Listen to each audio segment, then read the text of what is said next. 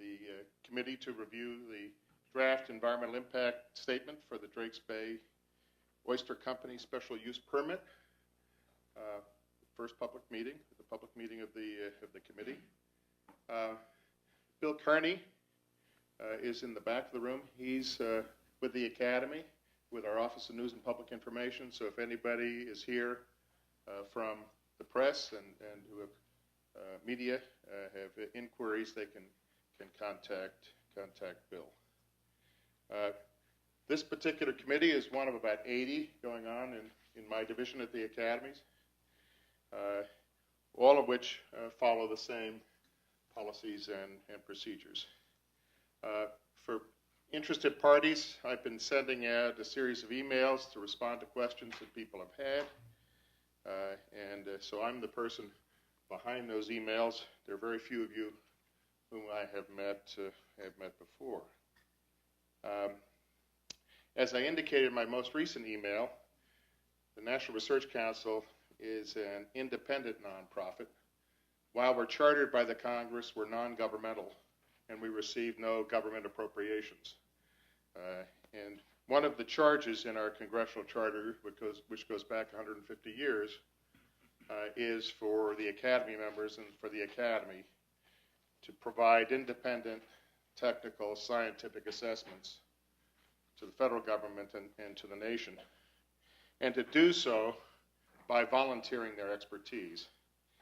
And so every member on the committee here, following that, consistent with that charter, is serving by volunteering their time and their expertise in order to undertake this study. And I want to thank you all again publicly for your willingness to serve the Academy and the nation in that capacity.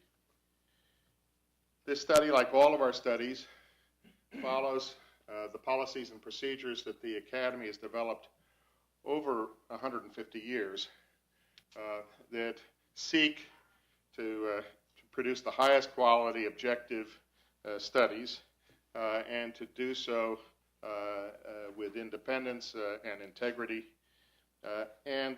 But because we're not a governmental body, we don't follow the normal government policies and procedures that people might be otherwise accustomed to. Congressional procedures, executive branch procedures, or judicial procedures. So policies and procedures of the Academy are unique, and if anybody has any questions about them, I'll outline them very briefly, but there's also a little trifold out there on the table that provides more information, and that trifold information is also available online at our main Academy website, www.nas.edu. This is not the first study that the Academy's done related to this particular topic. There was another one that was produced a couple of years ago that shellfish mariculture in Drake's Estero, Point Reyes, National Seashore, California, a hard copy of which is there for people to look at if they're not otherwise familiar, but it is on our website, at our press website, www.nap.edu, and PDFs are available for downloading for free of this report. So it's available for all to read. Now, there are many different interests and people. This has been a highly visible and highly contentious topic with many different interested people with a wide range of differing perspectives. And those perspectives and interests are in general, much broader than the scope of the study that this particular committee has been asked to undertake. There is a statement of task which is available out on the table. That is the statement of the charge to the committee that has been given to them by the Academy, that was approved by our governing board executive committee and is reflected in a contract between the Academy and the National Park Service. And it is a narrow statement of task focused in on reviewing the scientific underpinnings of the Park Service's draft EIS and the scope and adequacy of the Atkins review that was undertaken of the DIS. This is a much narrower topic than many of the sort of interests and concerns of people associated with this topic. So the statement of task is what has been handed to the committee and what the Academy expects the committee to stick to, but to also adequately address, and will be the focus of their questions and information gathering. So the statement of task is an approved statement of task by the Academy. The membership of the committee here is a provisional membership. It was posted for comment. We have received some comments about the balance and the makeup of the committee. All of those comments have been taken into consideration. There are a couple more steps before provisional committee members become official appointed committee members. I can tell you at this point that we've not identified any disqualifying conflicts of interest which would disqualify one of the members here from participating. We have received a number of valuable comments from people about perspectives that would be desirable to add to the committee, and those are being taken under consideration.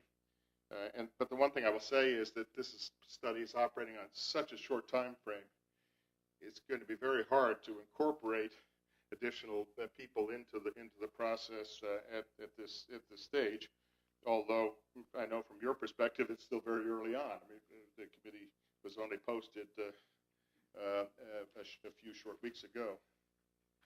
The committee is operating with a very tight timetable. It is atypical of our studies. Our studies typically are a year, 15 months, 18 months, and involve a number of different meetings. But this committee has to produce a report in a very short period of time.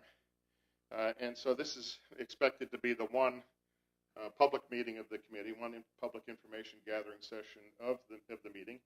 And reflecting that, we've asked people to submit whatever information they think would be pertinent to their charge to the committee in advance of this meeting.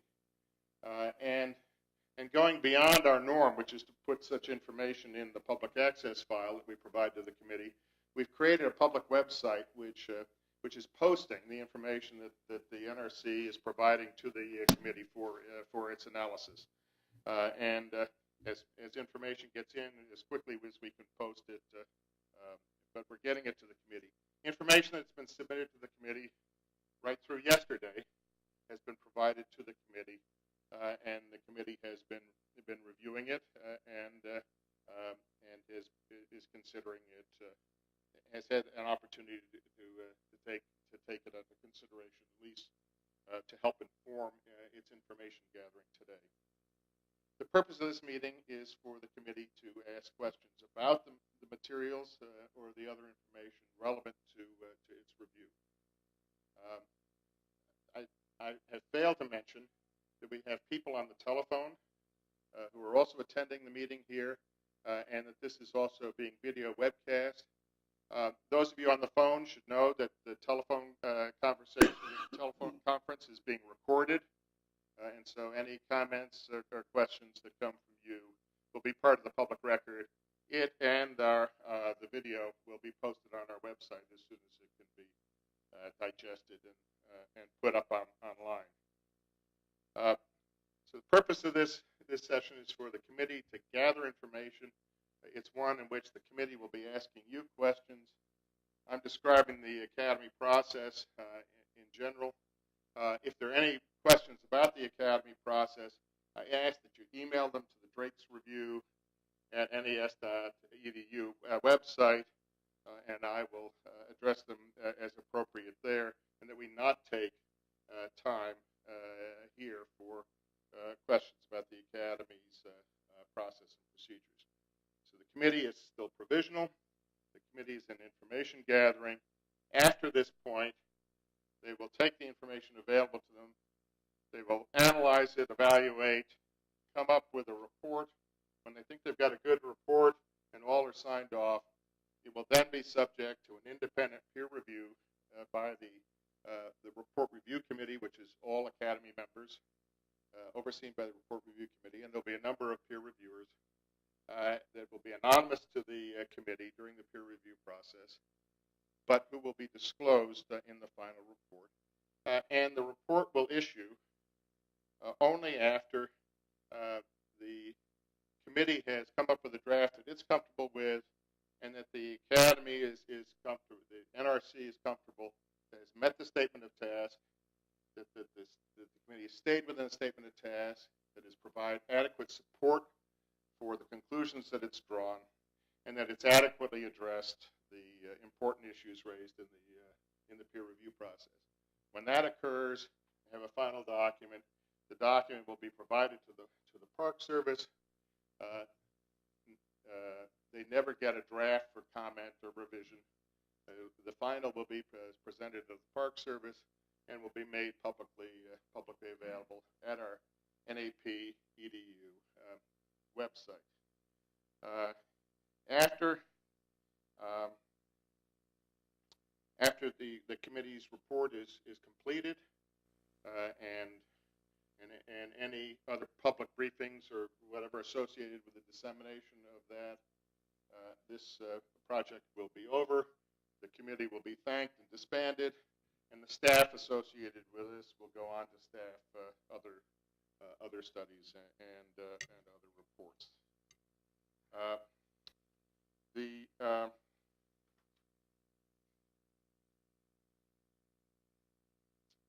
So if there are any questions about the Academy process, please direct them to me. I've attempted to try and elaborate and answer questions that people have had before, but it's also contained in our document. We are not departing from our normal procedures, except to say that this study is on a much tighter time frame than is normally possible. We're putting information up on the website that we're providing to the committee so that people can see what the committee has been doing. And the other is that we have not been engaging in private communications with interested parties, because there is such a degree of mistrust of one another with respect to this, that there's concern that people may be disadvantaged by the private contact that the Academy may have with other interested parties. So we've asked for all questions and concerns to be sent to our website, and then the responses are being made broadly to all. This is the opportunity for the committee to get any additional information or clarification about the information associated with this particular task.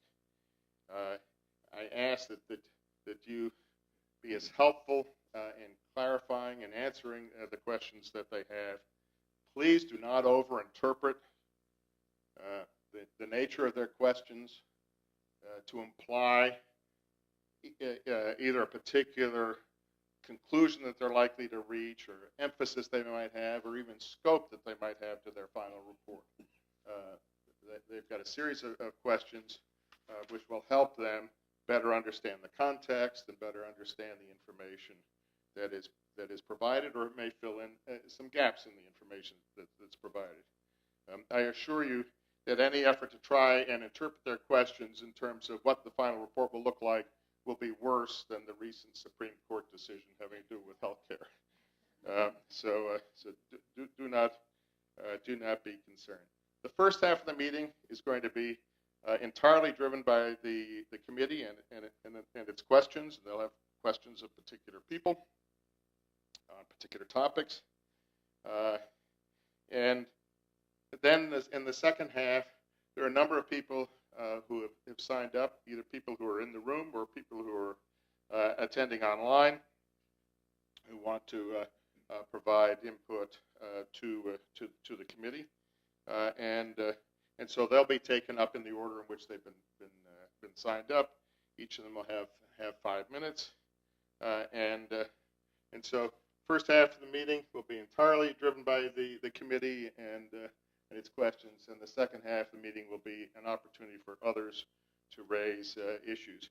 We ask that in raising issues that you limit them to topics related to their statement of task and not the broader concerns or other concerns that people might have. And we also ask that you not just repeat information that's been repeated before. If it's been provided in the information, if it's been provided here today, and so forth, the committee will have heard you, will consider it, and balance it appropriately. So please try and limit your comments to new information or differing perspectives on the same information that would be of value to the committee. And with that, I will turn the meeting over to, I will just be an attendee and turn the meeting over to Tom Malone, who is the chair of the committee, and leave it to the committee to carry out the rest of this meeting. Thank you. Thank you, Warren. Before we get into introducing ourselves, I want to thank everybody from the National Park Service, from the DrakesBay Oyster Company, and I think on the phone we have folks from the Marine Mammal Commission and from the Atkins, or who were involved in the Atkins peer review. I want to thank everybody for taking time to come here. I want to emphasize something that Warren said, and that is we are very concerned of being as informed as possible as we complete our report, and to be as objective in that process as we possibly can. And we realize there's only so much you can gain from what you can read in various documents. So our questions are questions that are meant to inform and have, as Warren said, have no bearing on what our ultimate conclusions might be, but they're just things that we need to have illuminated, if you will, to help us in our task. I want to begin by introducing members of the panel of the committee. And then, if possible, I don't think we have that big a group. It'd be nice if folks from the Park Service and from the Drake's, Oyster Company to introduce themselves, and also folks on the phone, so that we can at least all know who we are before we head into the question and answer session. My name is Tom Malone, as Warren said. I'm retired. I'm a professor emeritus at the University of Maryland Center for Environmental Science. I'll pass it on. We'll start with Cy and come around the table. Yeah, I'm Charles Simonstad. I'm a research professor at the School of Aquatic and Fisheries Sciences at the University of Washington. The questions under Cy are mine. I'm Michael Hanneman. I'm a professor of environmental economics at Arizona State University, to which I moved a year ago. For 35 years before that, I was a professor at Berkeley, and I look forward to learning from you this afternoon. Good afternoon. My name is Jennifer Mixes-Olds. I'm a senior research associate at the Applied Research Lab at Penn State. My name is Brian Pijanowski. I'm a professor, Department of Forestry and Natural Resources at Purdue University, which is in West Lafayette, Indiana. I'm Claudia Mingelt. I'm staff at the Ocean Studies Board at the National Research Council, and I'm the study director for the study. I'm Lucy Swartz. I'm a NEPA environmental consultant outside Washington, D.C. I'm João Ferreira. I'm a professor of environmental engineering in the New University of Lisbon in Portugal. Hello, I'm Jennifer. I just turned myself off. You have a green light. It has a green light. Okay. I'm Jennifer Rusink. I'm an associate professor of biology at the University of Washington. Okay, Eva, do you want to introduce yourself? If you're there. Paul? Pardon? Other committee members on the phone? I guess not, so I think we should probably go ahead. We have two of our committee members who could not be here. One is in the field in Scotland or something like that right now, who is a professor, I believe. Do you know his background? I've forgotten it.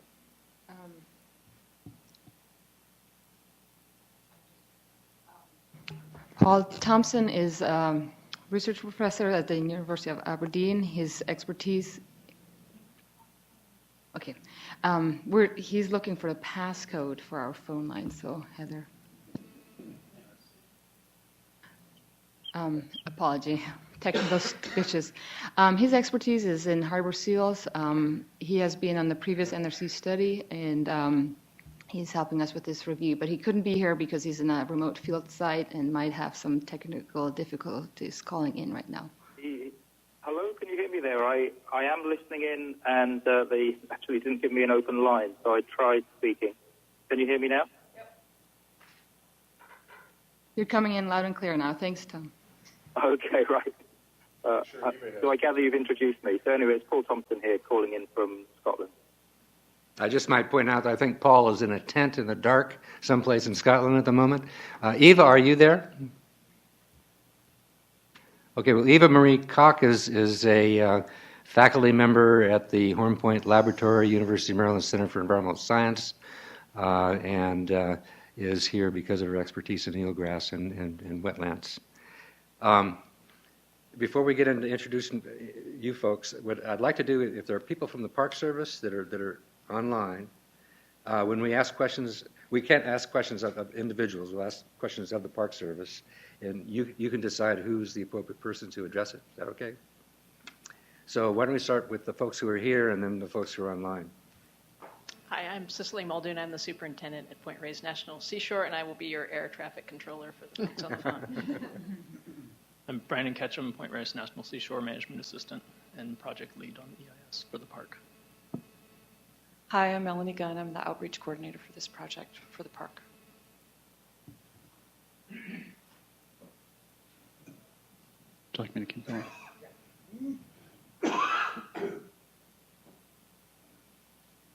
Hi, my name is Kevin Lenny, and I'm here by myself representing DrakesBay Oyster Company.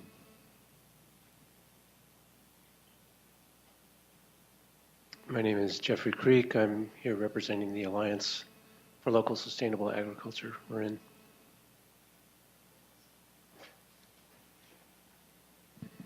My name is Jane Ronsky-Georgie, and I represent oysterzone.wordpress.com.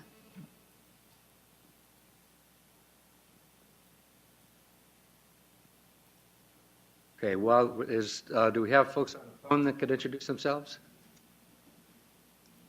We do, although I'm not sure how they would know how to go in order without all stepping over each other's toes. So maybe each time when you speak for the first time, you could.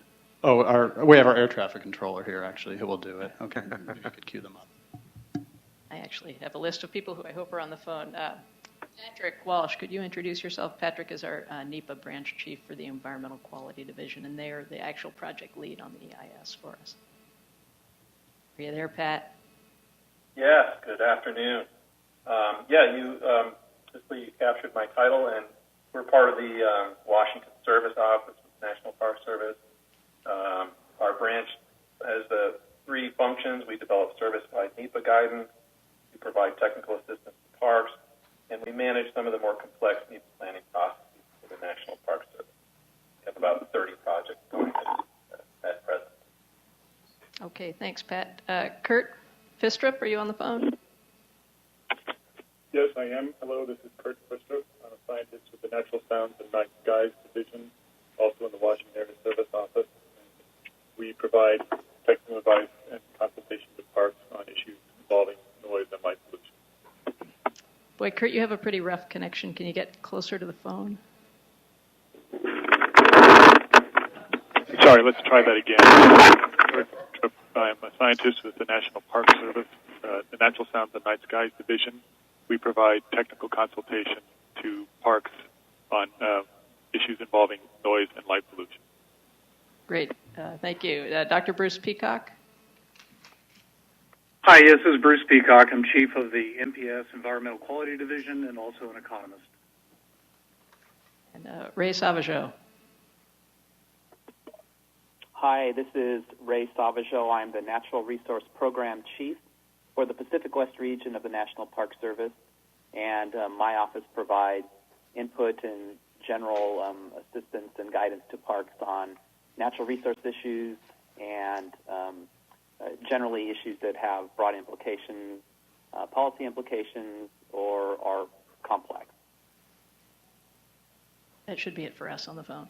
Okay. Thank you very much for doing that. Is there anybody else on the phone, Mammals Commission or Atkins Peer Review? Yes, this is Ralph Morganweck. I'm the former Department of Interior Scientific Integrity Officer, and I developed the statement of work for the Atkins Review and also was the contracting officer's technical representative on the contract. Thank you. Marine Mammals Commission? My name is Tim Reagan. I'm the Executive Director at the Marine Mammal Commission. Okay, I think that is it for introductions. Thank you very much. Just procedurally, the way we're going to proceed is we each have a set of questions that we have for you. We're going to start off with questions for the National Park Service. I'm going to lead off with questions, and then we'll go around the table, and each of us will ask our questions. After each question, we'll have an opportunity for additional questions that might come up given the answers to address the issues as best we can. Is everybody comfortable with that, I hope? Sure. Okay, so I'm going to start off. These are all questions for the National Park Service, and I'll do the one at a time. The first one has to do with during in the DIES. I got the impression that there is a monitoring program that the Park Service conducts in Drake's Estero, and I also know that other California agencies, such as Department of Public Health, have monitoring programs. And my basic question is, what's monitored? How frequently are the various variables monitored? And what happens to the data? How do you use it? So there are a few monitoring efforts, and I'm going to focus specifically on Drake's Estero because it sounds like that's what you're looking at. There are water quality monitoring programs that are required under the Shellfish Sanitation Program. Those are managed and regulated through the California Department of Public Health. That monitoring is basically conducted between the California Department of Public Health and DrakesBay Oyster Company, and that's the typical way that all oyster operations, at least in California, the water quality monitoring is specific to the operation and California Department of Public Health. And that's mostly coliform bacteria and toxicality, is that right? My understanding, and I'm sure Mr. Lenny can clarify, but there's pathogenic monitoring, and that's tied to seasonal rainfall closure type information, and then there's I call it PSP, paralytic shellfish poisoning, but that general type of monitoring that also is tied to the harvest conditions. So there's nothing beyond that actually goes on that the Park Service is involved in? Not related to water quality. Okay. So there's no water quality monitoring. Thank you. Does anybody else have any question to add to that? I think there's I'm the sorry. other monitoring I'm sorry. efforts that are certainly happening are the harbor seal monitoring, and that's a program that's been ongoing for a number of decades. And that program, I don't know the exact earliest date of it, but at this point it's being monitored through the National Park Service Inventory and Monitoring Program. So that's ongoing harbor seal monitoring, and I know there's at least 2 decades of information. The data related to the harbor seal monitoring over the past few years, when it's been tied to the inventory and monitoring program, is reported on an annual basis. And those are reports that are peer-reviewed using the Park Service peer review standard and released as they're completed. Other data from those monitoring efforts have been published in peer-reviewed journal articles in the past few years. Okay, beyond the closures due to, say, coliform bacteria exceeding a threshold and those kinds of things, are the data, for example, from the sea lion or the harbor seal monitoring, are they used for any particular management purpose? Or are they just primarily reported for the record? The monitoring that's been done in Drake's Estero, and it's part of a much larger monitoring effort. It's regional monitoring, and so those data are collected in Drake's Estero. They're collected for other sites within Point Reyes National Seashore, as well as I don't know who compiles all that, but I know that data is then contributed to much larger scale harbor seal monitoring data reports. I don't know any of the particulars on that, but that information is certainly distributed beyond. But there's no information that's been used specifically for management purposes. Okay, thank you very much. Does that pretty much complete? Those are the monitoring. And Ray, do you have any Could I have a supplementary there, please? Paul Thompson here. Sure, go, Paul.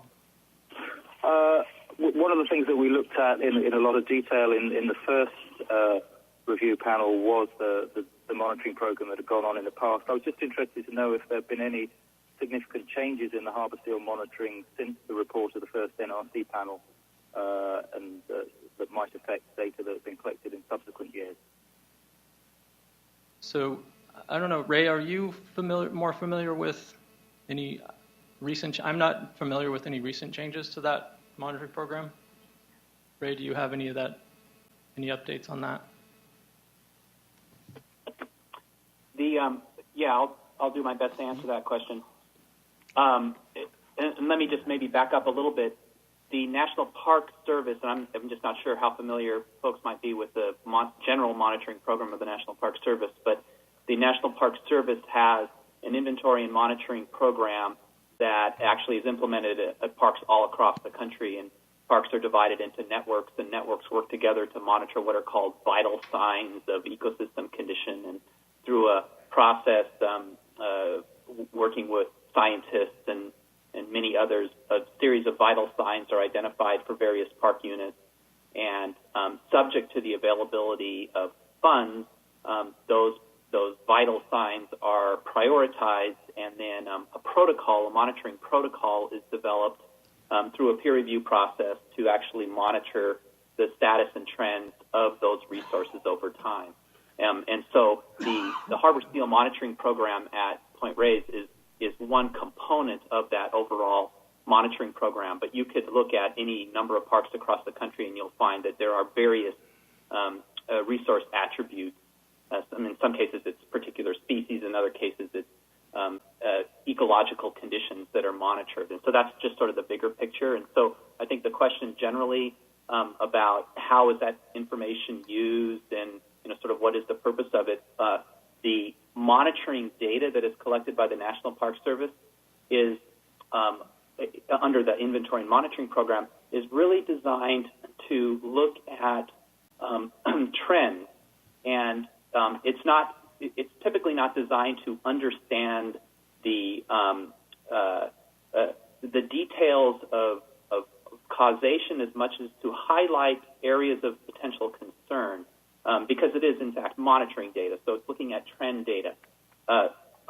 What typically then occurs is as these indicators are monitored, if there are trends that present topics or issues of concern, then that would often trigger more specific research or more detailed analysis or more specific monitoring effort to try to tease apart cause and effect or look at other more detailed relationships. So that's just sort of as background. The big picture, I guess, I want to provide with that is that the Harbor Seal monitoring is part of that overall effort. And in many cases, monitoring that occurs in a park unit is connected to or contributing to or complementing data that's collected at a much broader scale.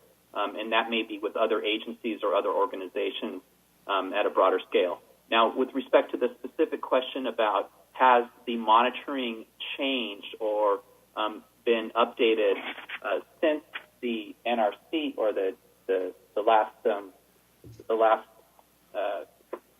National Academy report, the data collection is following this protocol, the protocol that's been in place for a number of years, and as a consequence, the data collection has not changed substantially since then. And I guess I want to emphasize that the relevance of the monitoring information, and in this case I think would be any monitoring information, is to highlight the potential for issues that may be affecting resource status and condition.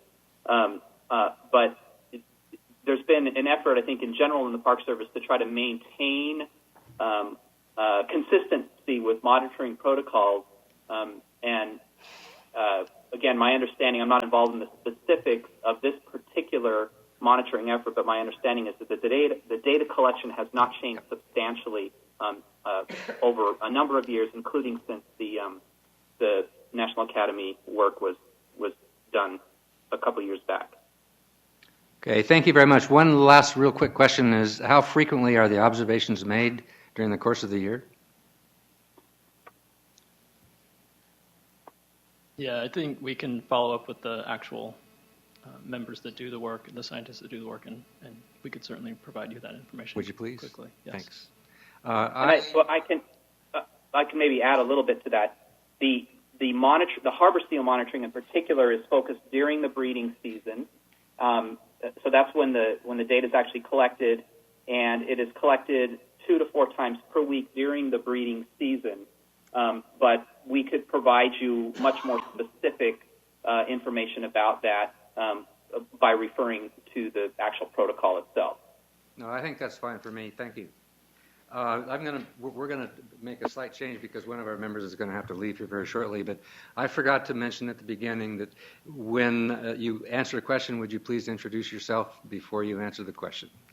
I'm going to go to Cy, and then we'll come back to me when you get done. Okay? Yeah, and I'm going to jump around a little bit, maybe to highlight. Jump around a little bit to highlight questions, and this refers actually to your last question. So just in terms of defining the project area, I was curious about the classification of wetlands, and realized that appears to be adopting the Fish and Wildlife Service more broad definitions of wetlands. But it appears that the tidal freshwater, which under the Corden classification would be riverine tidal, isn't included in the project area. And I guess in terms of a number of issues of impact and also considering climate change, it would seem logical that should be included. Is there a reason specifically that the project area doesn't include the tidal fresh? You know, this is Brandon Ketchum, Point Reyes National Seashore. From the perspective of developing the project area, it was developed based upon what's the area of operation and influence for the permit that's being considered as part of this EIS. So that's how that project area was drawn. It wasn't sort of trying to identify habitat features and then be fully inclusive of those. In terms of your question, we have a wetland ecologist on staff. We have I think it's through the Fish and Wildlife Service, they have the general NWI mapping that's done. And so that was the basis, the starting point for it, and then was augmented based upon some site visits and direct observation. But within the project area, the most substantial, almost all of it is actually estuarine intertidal. And that, for example, Schooner Bay, which is the main arm, the middle arm of the estuary, there's a Sir Francis Drake Road crosses, and it's a culvert essentially that crosses that estuary. So the boundary of the project area there goes up to Sir Francis Drake Boulevard, but it doesn't then cross over into that other part of the tidal marsh, which would have that type of feature. Most of the other drainages that we're looking at, like Home Ranch, Home Bay, and things like that, again, those drainages come in, but at the point of the estuary, there's most of that riverine kind of habitat is upland and not affected by the operations of DVOC or any of the, this specific decision. Okay.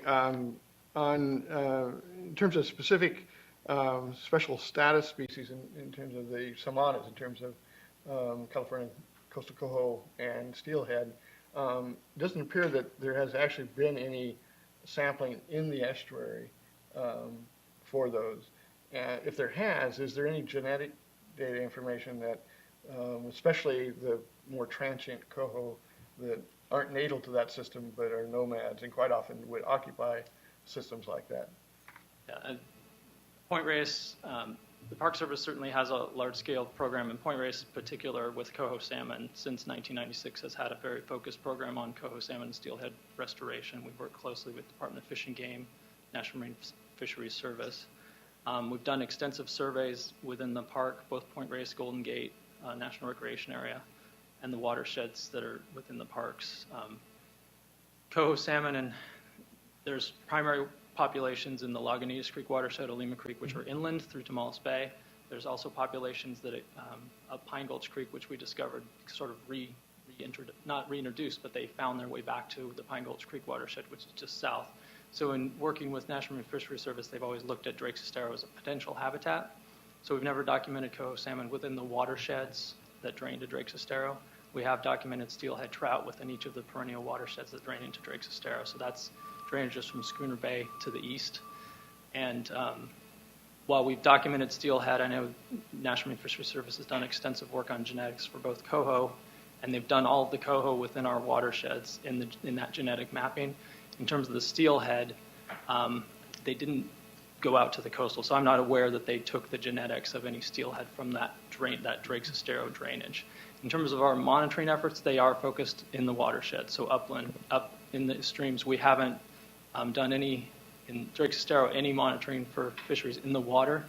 In 3 years ago or 4 years ago now, we restored the Giacomini wetland at the south end of Tomales Bay, and so we have expanded some of our fisheries monitoring into that restoration area, and intermittently we'll capture a steelhead or a coho, a smolt during the monitoring, but it's very difficult to try to capture those species because they're open estuaries that the species are using in a very transient way. So we know the watersheds have them. We haven't documented them specifically in the estuary. Thanks. Just in terms of restoration, are there specific sort of plans or sort of planning activities for restoration of specific fish habitat? And is that sort of assumed to be a passive result of whatever alternative is taken, or is there actually active restoration, such as you just mentioned, that would be included under the different options? So again, the project area and the focus is the issuance of a permit, so that's why the project area is limited. Included in the draft EIS are cumulative projects, and there are two projects. There's the coastal watershed restoration, there were road crossing improvements, and then there were geomorphic restoration projects. So in 2008 and 2009, the Park Service actually addressed, I think it was 5 culverts, replaced culverts with bridges, or removed the culvert and the road crossing completely to restore fish passage. We also removed 2 earthen dams and the remains of a 3rd earthen dam from kind of the estuarine interface within the Estero de Limentor. So those projects were completed in 2008 and 2009. Again, active restoration, removing the barriers, the impediments to any fish passage, with the intent of allowing natural process fish. The fish habitat is there, and in the case of steelhead, the fish are using those watersheds, so it was removing the barriers to allow the natural systems to function naturally. But this is at the edge of the project area, actually. They're in the watershed. So They're there's watershed, okay. 2 in Schooner Creek, 1 in Home Ranch Creek, and then the Estero de Limentor has a number of dams that come down into it where restoration was done. But it's part of the Drake's Estero complex. And then maybe just my last one would be sort of updating on sea level rise. You have a very good feeling, especially with the new Academy report on sea level rise, about where the estuary sort of fits in terms of adaptability of the wetlands to keep up with sea level rise. Is there any data on sediment accretion, for instance, in the estuarine marshes within the project area or in the tidal fresh, that would give any indication of the adaptability of those habitats?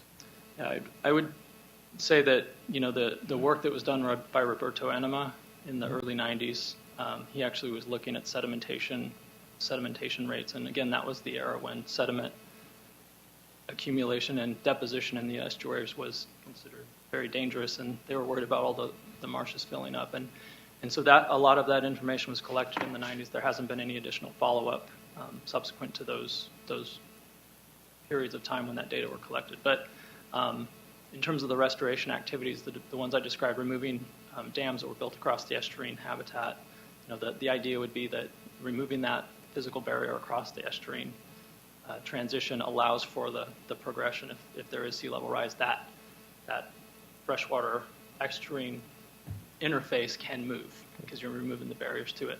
For the most part, the estero itself is bounded by cliffs or bluffs. And so there's not a lot of areas where there could be that within sort of generally the project area, except the very upper ends of each of the fingers of the drainages.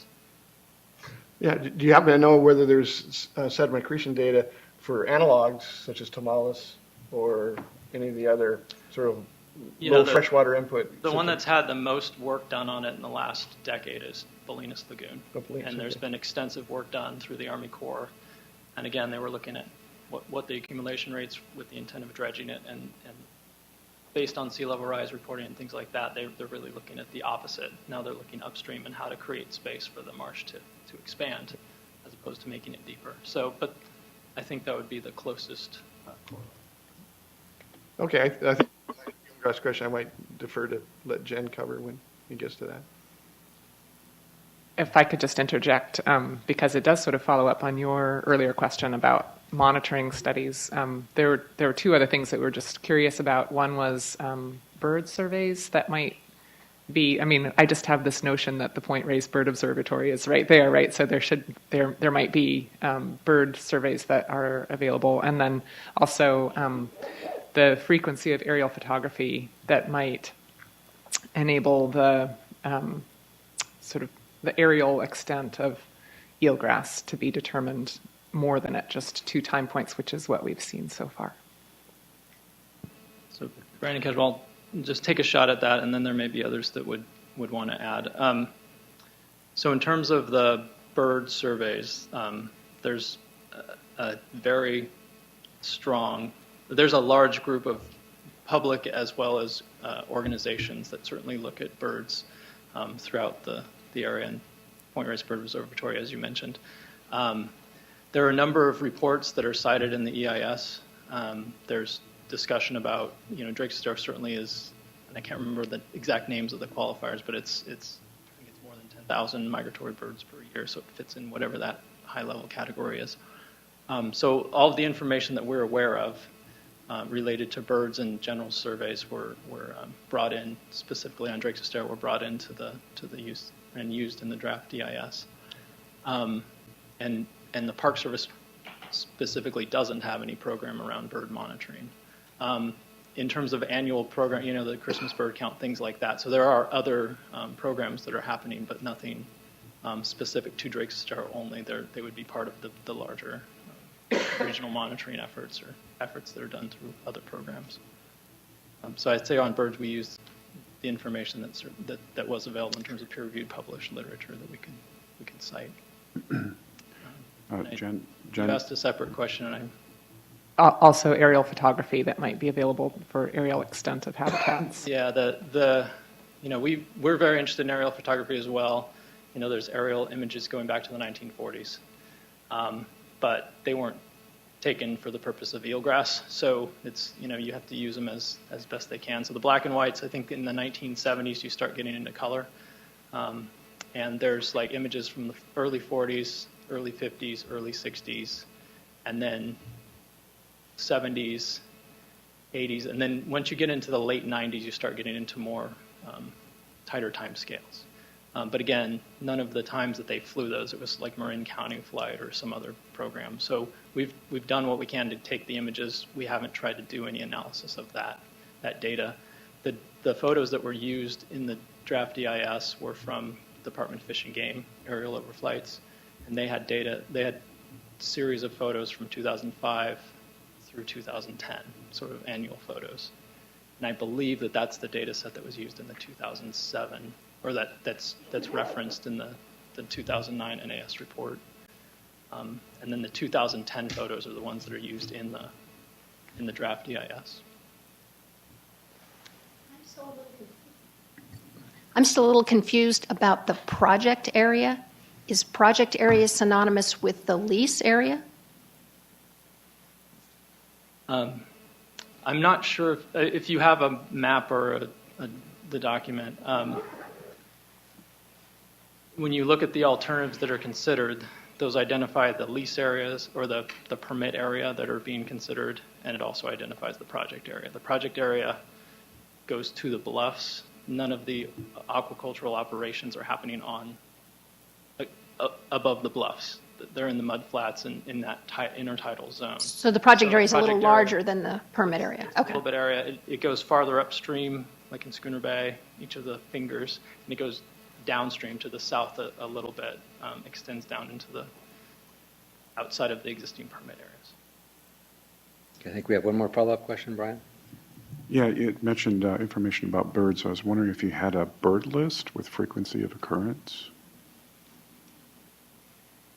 I don't have any of that information. I think there's certainly organizations that do have bird lists of observations and what they've seen. But again, we went from existing peer-reviewed journal or published articles, and we were not looking at secondary sources or anything like that. But we could certainly inquire about bird lists and frequency of use if that was something that would be of helpful. interest. And I don't know that what organizations might have it and how complete it might be, but we can certainly inquire. That'd be great. Can I step in here with another monitoring question since we seem to be on that topic?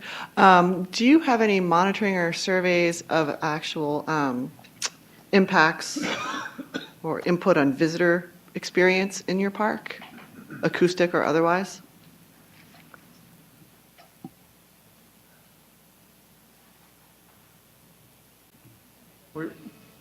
This is I believe there were surveys done, general surveys done related to the park, and I think those go back into the early 2000s, where social science surveys were done, where data were collected from individual visitors, and that was at the time I believe that was kind of tied in at the general park scale. It wasn't specific to any site or any project. And I think I would actually ask Dr. Peacock if he has, surveys aren't done generally. There are a number of rules around conducting social visitor surveys. So I don't know, Dr. Peacock, if you have kind of that general information about what it takes to do one. Yes. There are certain review requirements that we have to adhere to. These are specified by the Paperwork Reduction Act, and so that requires us to make sure that such information collections are valid, scientifically defensible, and then they must be approved by the Office of Management and Budget. So let me just follow up and ask, are the data from those surveys available? Yes, they are. They're publicly available now, in fact.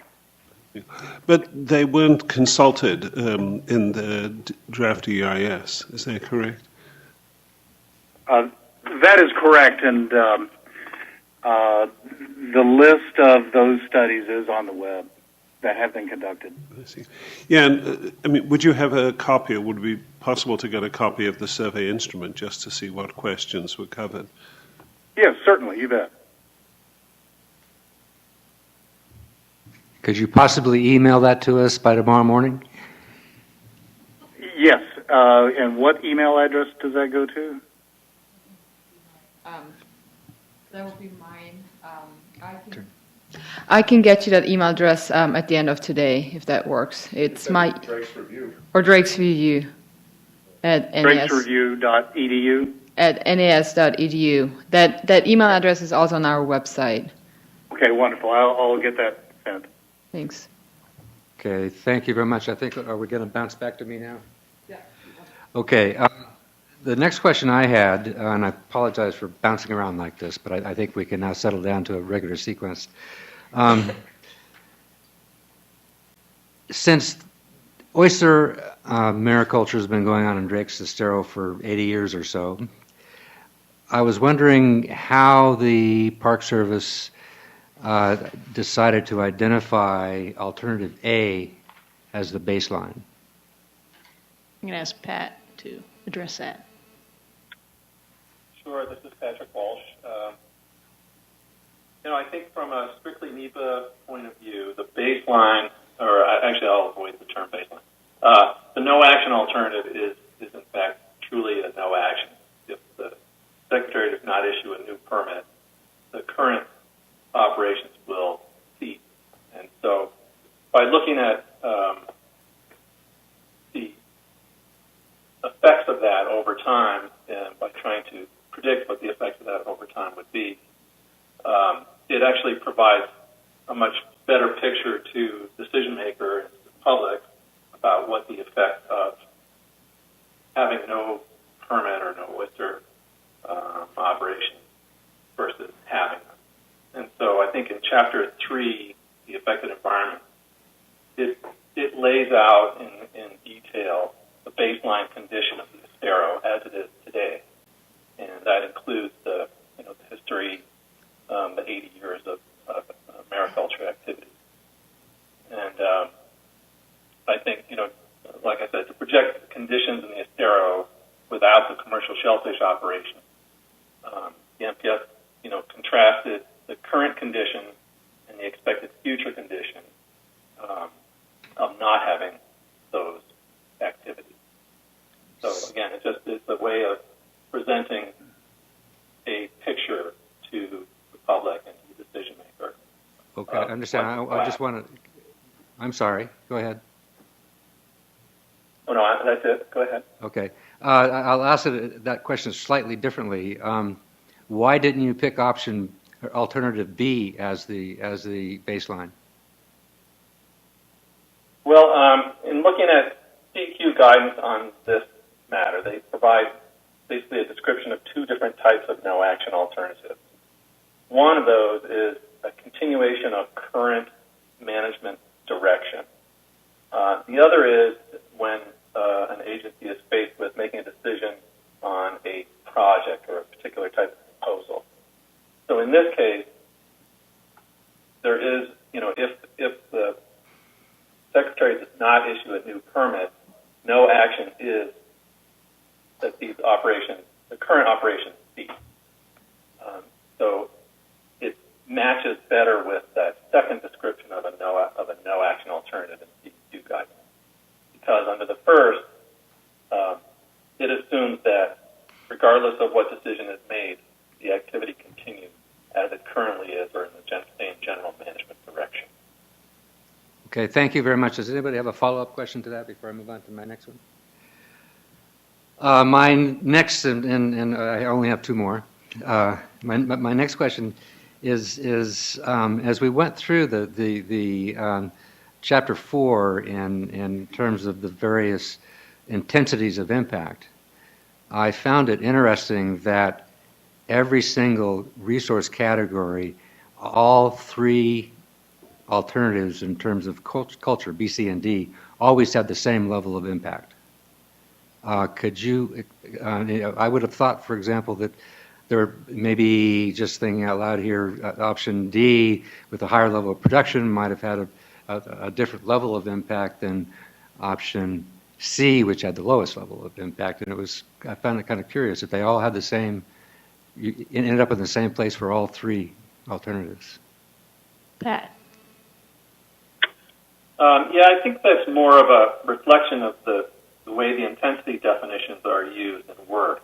Those are, basically Park Service constructs where, where they're an attempt to try and help the public understand different magnitudes of impact. But in fact, in this case, there were differences in impact among the three action alternatives, and those are described in Chapter 4 in the narrative. But they weren't enough of a change to trigger a change, a difference in a different level of magnitude, different intensity level. Okay, thank you. Can I just ask a follow-up? So suppose for the moment that alternative B, option B, had been the baseline. Do you think then if C and D were both compared to B, they'd have the same intensity of impact across the board? That's an interesting question, and we would have to sort of set it up that way to see. I think it's important that, the intensity definitions are developed before the analysis.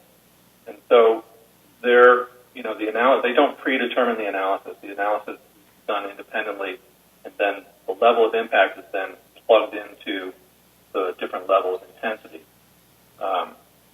So you would have to go through that exercise under that scenario. I mean, the point I'm getting at is to try and understand whether the choice of baseline influences the determination of intensity. Yeah, I would think that, really it wouldn't make a difference, because one way or another, if we had no permit as an action alternative, we would still be demonstrating the difference between existing conditions and no permit. So it would be in the document one way or another, and how that would translate into actual intensity definition. Like I said, that would have to be plugged in. Okay, Michael, can we move on, Mike? My last question. Could I just follow up? I'm sorry. I have one. This is Jennifer Rusink. It's on the issue of intensity, and it's just a clarification that the committee needs. Many of the impact descriptions for moderate talk about impacts that are clearly detectable and could appreciably affect individuals or groups of species, communities, or natural processes. And where we're confused is whether the individuals refers to individual species or individuals of a species. And I haven't read that specifically right now, but I would say that it was individuals of a specific species. Okay, my last question before I pass it on, I think, to Lucy, is, and I think you've answered this, but I want to make sure that I have it clear. My question was, how was the project area defined? What was the rationale? As I understand the answer, the project area was determined based on your perception of the spatial impact of the DBOC operation. Is that correct? I've answered this one. I don't know if, Pat, you would want to explain it differently, but the discussions that we had in developing the project area was, what is the area of direct influence related to the activities associated with the oyster operation? Okay, so the answer would be yes. Yes, and again, yeah, we're talking about issuing a permit, so that permit has to cover a specific area.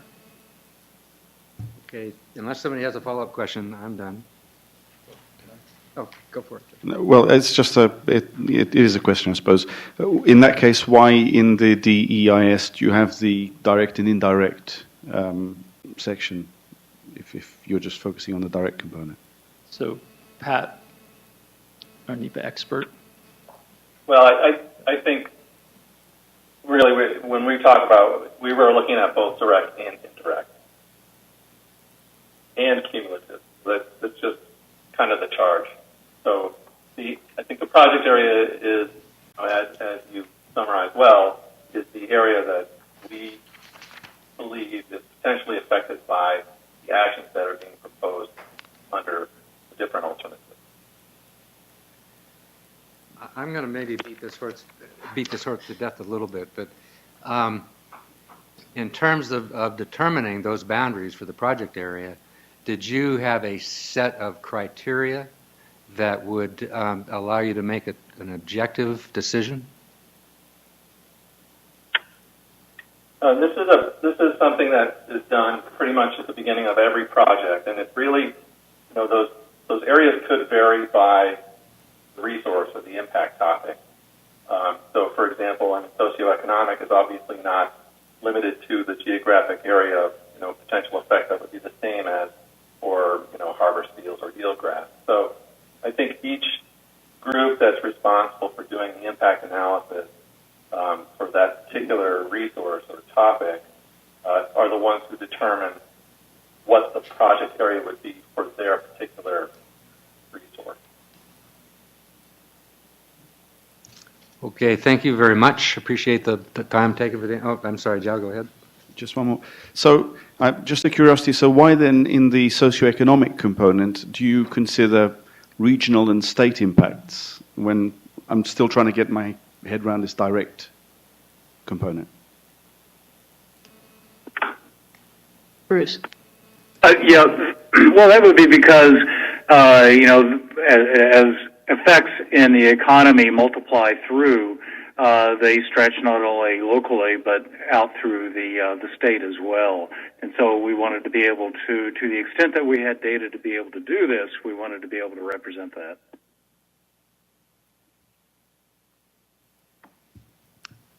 Okay, I think we're ready to move on to Lucy.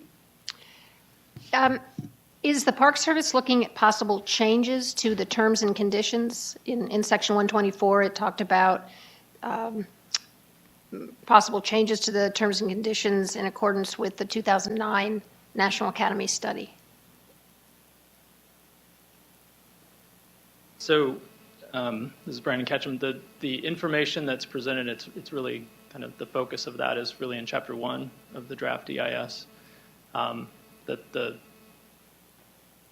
kind of the bounds that we're working in is really that legislation, the Section 124 of Public Law 11188, and the language that ties it to existing terms and conditions or as modified by the 2009.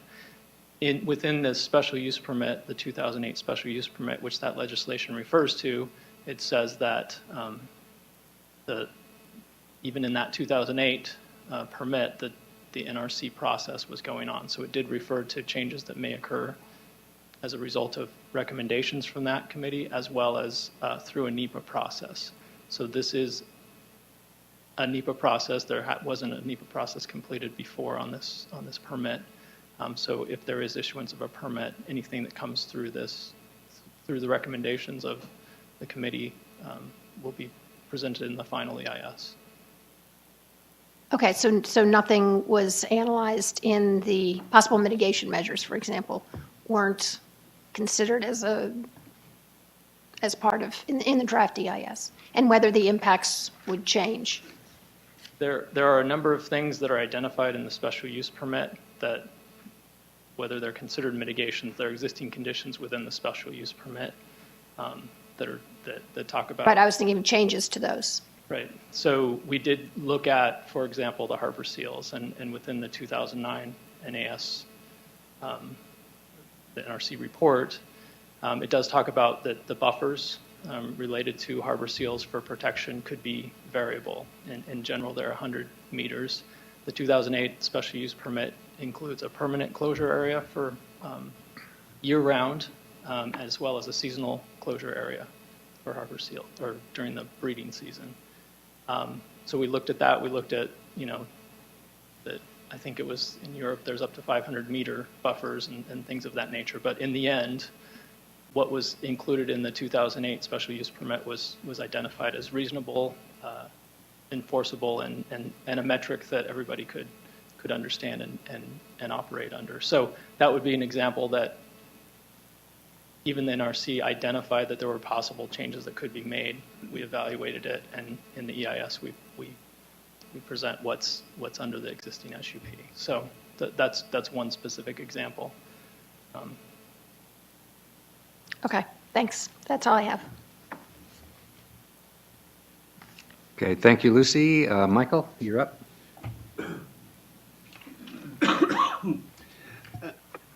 My impression from several colleagues is that the National Park Service has been conducting valuation exercises at various national parks in different parts of the country.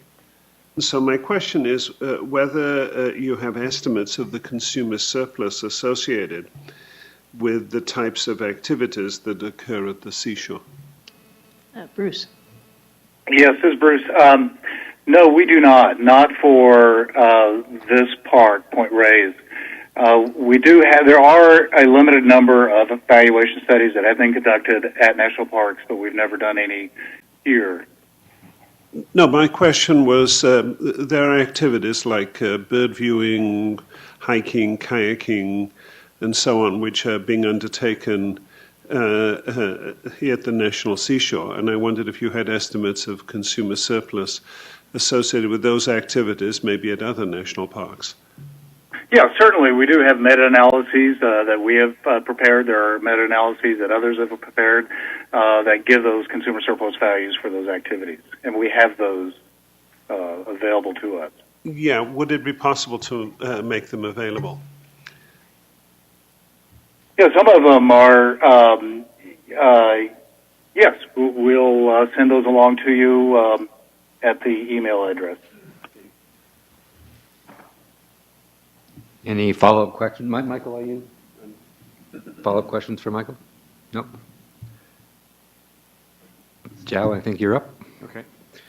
This is João Freire. I had two questions. The first one is, when you look at the water quality discussion in the DEIS, the focus is on the microbiological side, and you've already mentioned the public health division and so forth.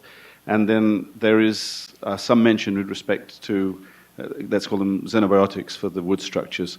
There didn't seem to be anything on another aspect of water quality, which I would imagine is pretty important, which relates to nutrients, phytoplankton, all the organic cycling in the estero. And I was wondering why that was. So, Brandon Ketchum, so in general, the water quality was focused on things that there were data for, specifically collected within Drake's estero. So there is pathogenic information, and so that's a reason why that information was reported. There is information that's presented also under benthic fauna, things of that nature, but there really are no measurements of nutrients or any of that in the published literature specific to Drake's estero. I think in the 2009 NRC report, there's a lot of discussion about it, but there's no specific information available to be able to present.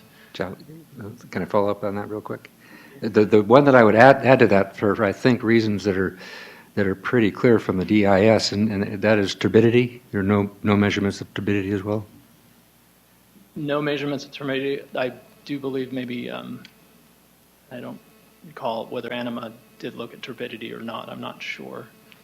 No, they didn't.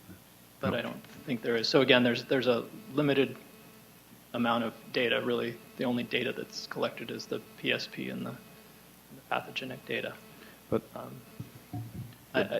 and so again, we were looking at primary sources of literature that were available to use in this process. So, I believe in the 2009 report there was a lot of discussion about other information from other places, and that information, that discussion is brought into the draft DIS. Yeah, I wanted to make 2 points on that. One is that the Anima report does have nutrient loading data in the sense that it has measured concentrations in some of the creeks and it has flows. It doesn't have anything within the estero itself. And the second one is that if there is a resource heading which says water quality, then at least those points I think should be very clearly made, because it does seem to me like I mean, unless you judge that it's not important, the fact that there is no data, I don't think would excuse it from being discussed and weighing in your conclusions with respect to impact.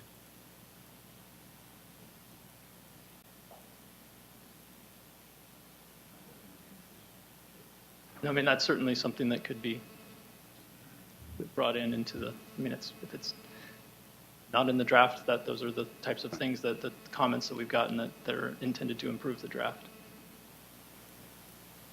You had one more question, I think. Yeah, if I can say that. Yeah, the other question is to do with the ecosystem services side in terms of the oysters, which also, as far as I'm aware, does not get mentioned. And I wanted to ask you to make a comment on that as well. I'd like Dr. Peacock. I'm sorry, could you repeat the question? Yeah, the question is, why are ecosystem services from oyster aquaculture not considered in the DEIS?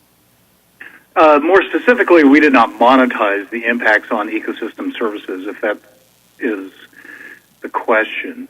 No, it's general. It's not just monetizing. It's drawdown of phytoplankton and so on and so forth.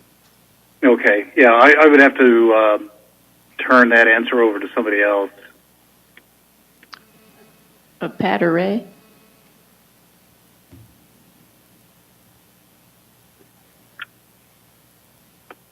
This is Pat. I'm not sure I actually understand the question, so I'm assuming it's a Ray, but I don't know. This is Jennifer Rusink. Could I just follow up maybe with a helpful, I don't know if it'll be helpful, clarification. I do recall from reading the DAIS points made about the high flushing rate and therefore the low likelihood of drawdown of phytoplankton by oysters. So that maybe it's in there, but it's in there in such a way that it didn't need to therefore be included as an ecosystem service because it's not judged to be significant. So I don't want to answer your question for you, but that may be a way of at least thinking about how to get into this question of ecosystem services. Okay, Park Service, do you have a response you want to make to any of this, or I'll move on to the next set of questions? This is Ray Savageau, and I would, to the extent that I fully understand the question, the interpretation that was just provided, I think I agree with, and that's sort of consistent with my thinking on this topic. The other thing is that just in our understanding and trying to evaluate impacts, and again, I'm not sure if I fully understand the ecosystem service question and the sort of economic side of it, but with respect to the Park Service's interpretation or evaluation of the oysters, it's an activity or a group of species that isn't native to the estero, and so that's, I think, part of another reason why we're not looking at it. Many of the impacts are taken from the perspective of the estero in a condition that does not have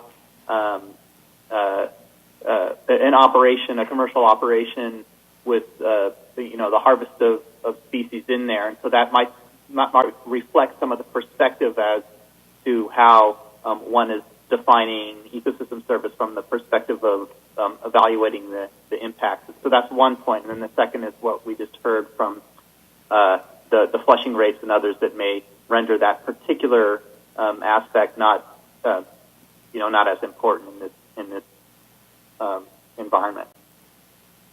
I hope that helps a little bit. Okay, thank you. Follow-up questions? Otherwise, we'll move on to Jennifer. Go for it. This is Jennifer Rusink again, and on the topic of non-indigenous species, so it follows well. I guess the main question, and this probably reflects that I haven't read everything that we have been given over the past couple of days, but I'm particularly interested in the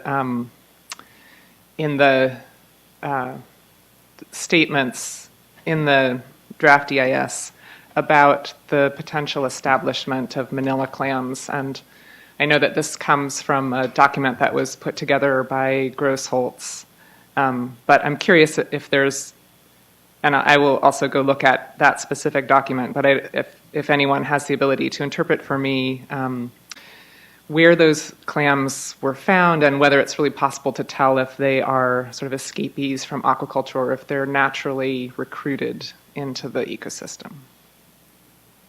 So this is Brandon Ketchum, and I would just say specific to that question and that document, Dr. Grossholtz, who's the individual who did the surveys, did the report, it went through the NPS peer review process, but he's the lead author, and I think it would be, in terms of the direct interpretation, it would be best to follow up with him. And again, we can provide that document, and if you don't have access to it.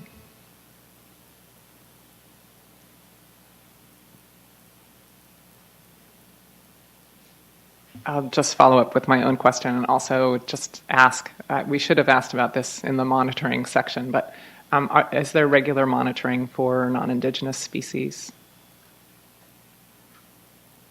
There have been a number of surveys that have been conducted over a period of time. The work that the report from Dr. Grossholtz actually was a park-wide aquatic invasive project. So it was a contract that was awarded, and there were a number of areas being surveyed, but there's no specific ongoing, such as the I&M program, specific to non-natives. I think outside of the Park Service, there's the Spartina project where there's a lot of effort and emphasis on non-native Spartina, and Drake's Estero is certainly one of the areas of concern that they do look at, I think, on an annual basis. So those are the ones I'm aware of. Thank you. Jen.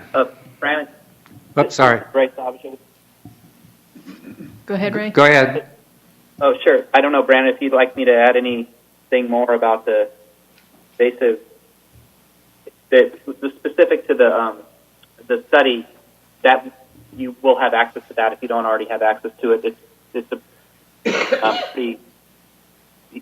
quick read. It sounds like you probably have been buried in a lot of reading material, but the suggestion, so that's part of the information that is, being looked at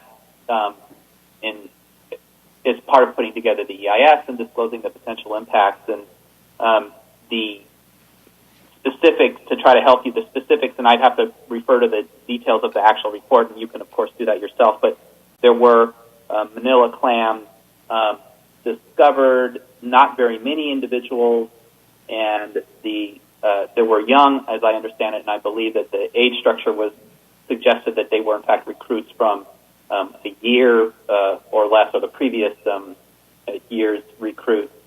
And there were, the density of it suggested that there were not very many manila clams in an area that could potentially have more manila clams if they had been established for a long time. So there were lines of evidence that he was using to suggest that they could have come from the operation.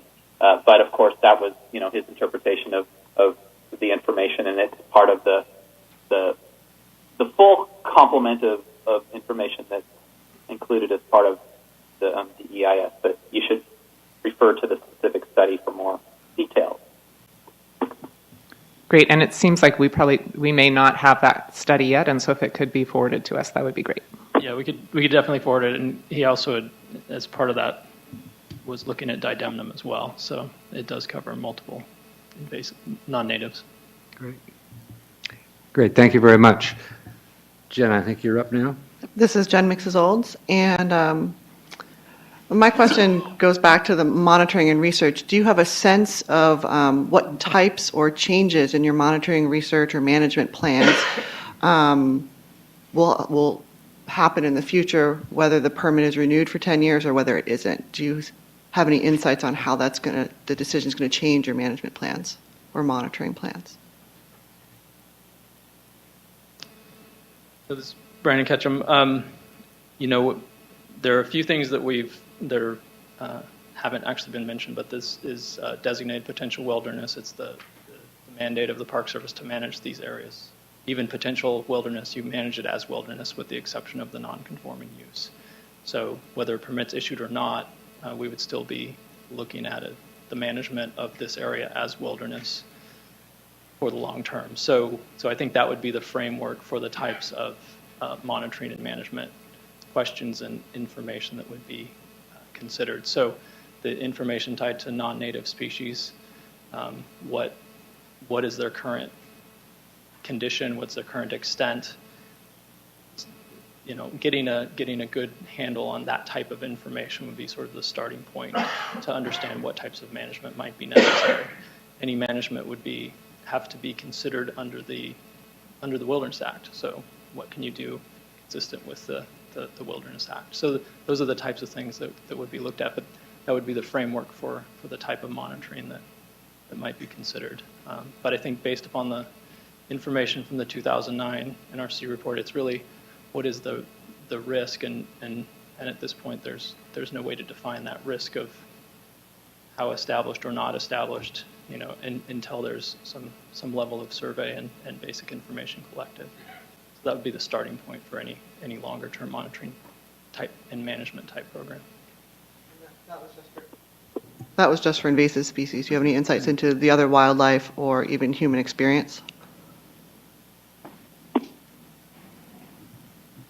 I mean, the harbor seal monitoring, those types of monitoring efforts that are already ongoing would continue. Again, I think we heard in any types of responses related to public surveys or visitor use surveys. Those would go through a much different review process before they're even implemented.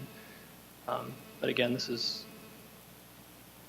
I think that's kind of the context, is that overarching context of the management of the area as wilderness.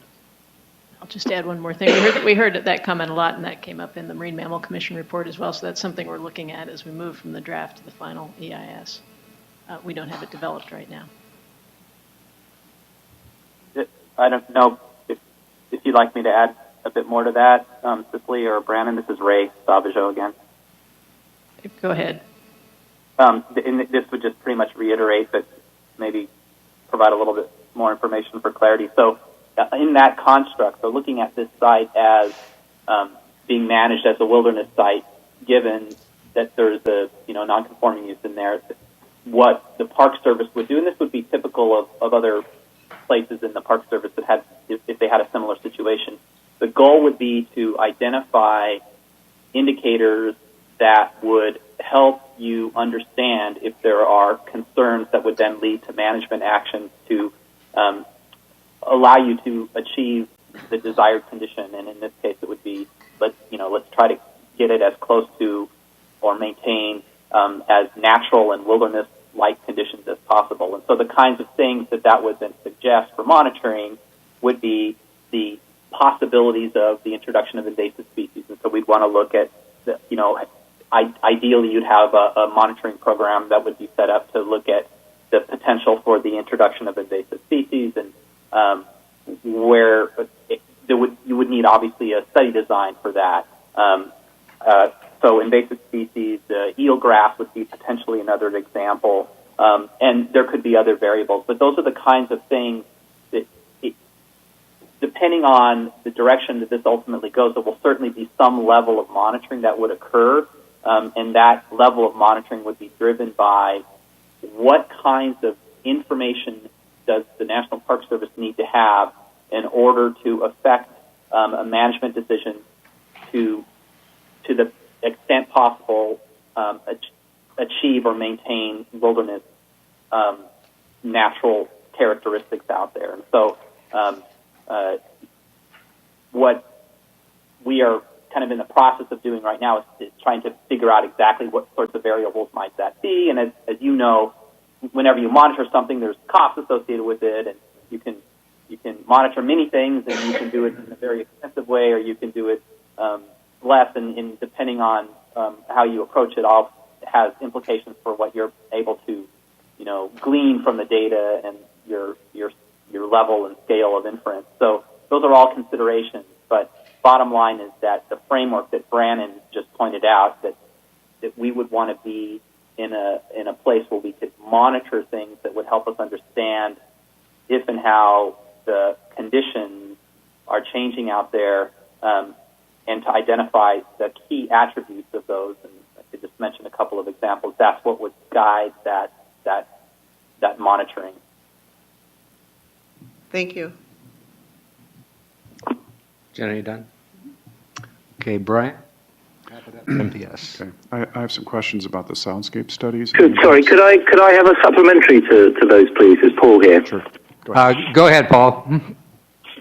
Okay, I guess one of the things that was thinking about monitoring, and perhaps not so much thinking about monitoring the eelgrass or the harbour seals, but some of the potential interactions with mariculture. One of the recommendations that came out of the NRC report and is talked about again in the Marine Mammal Commission report is to get a better understanding of the spatial and temporal variation in the mariculture activity. And I think one of the things that I was concerned about there was the variability in boat activity, and in the draft EIS, I think that's something that may have impacts on the soundscape. I guess going back to the question of what's been done since 2009 and Jennifer's point about what might be done in the future, I wonder if the Park Service could tell us a bit about their efforts to try and better characterize the maricultural effort, whether they've made progress in ways of doing that might help us better understand the interactions between particularly harbour seals and disturbance.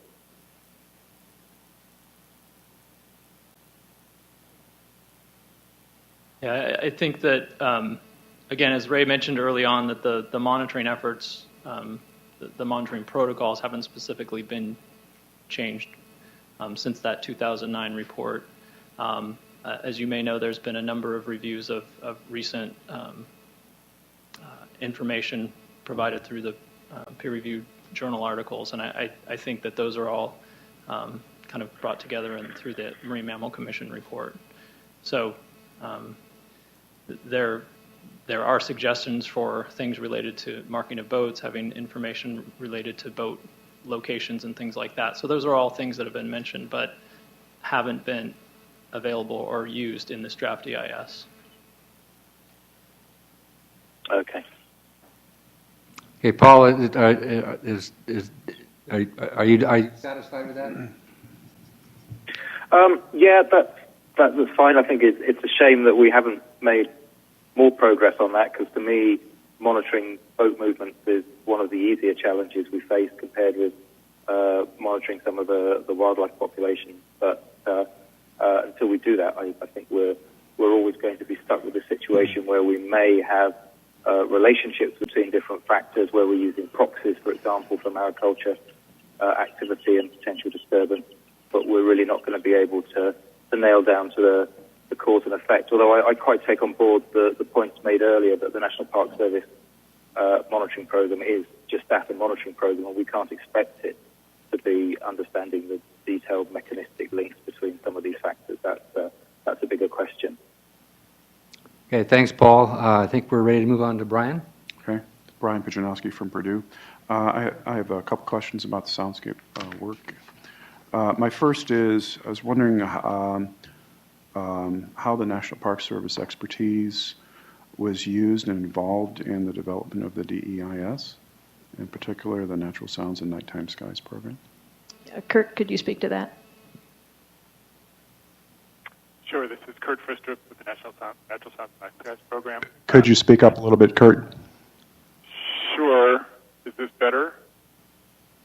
Is this clear? You need a bigger microphone. Hang on, stand by. I know you've got one. How about this? That's better. Is this better?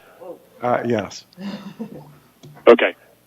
So I was involved, I believe, early on in the review, the internal review of the draft EIS.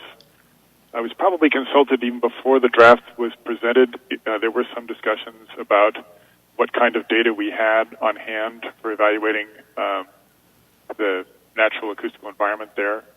So I'm pretty sure that it's sort of in an early scoping phase of the EIS development. I was involved in some discussions, and then I offered comments and editorial suggestions for the EIS at several stages up until its release. Okay. To what extent was the Volpe study used as part of input to that draft EIS? So Kurt, again, the Volpe study was used to provide that sort of information on the environmental background sound level. We had monitoring stations at a couple of sites that were reasonably close to the study site, the study area. Those data were collected actually for a different project for the purpose of a future air tour management plan at the park. Okay, so a subset of that data were used in the draft EIS. What were the criteria to select only a portion of the data from the Volpe study? Proximity to the study area. Yeah, that was my next question. I was wondering why there were no underwater soundscape measurements taken as part of this. So some of the early comments I offered had to do with potential underwater noise impacts. Unfortunately, I think the cost and basically the time required and the cost didn't fit well into the project timeline. Okay, one follow-up question. So you're you said that one site was selected because of proximity, but still there was 30 days that was reported in the DEIS, July, August, but there was also some measurements taken in the winter, not incorporated into the draft EIS. So I'm wondering why those 30 days were not used. Certainly they could be used and may, in fact, in the final, but I believe the focus on the summer data was the time of year when there's most visitor activity at the site, and also for many species, that's sort of the time of year with highest sort of biodiversity and activity.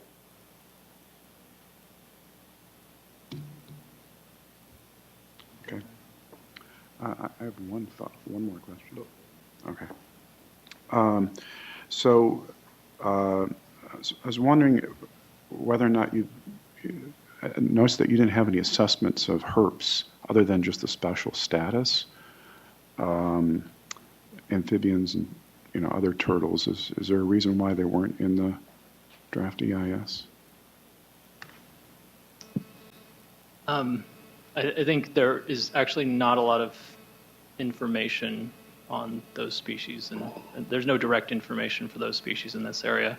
Again, the project area kind of brings it down to the estuarine habitat. I think the freshwater areas that are potential are really just very limited, only a few acres within the whole project area. So there are no direct surveys of turtles within the ponds that are adjacent that I'm aware of.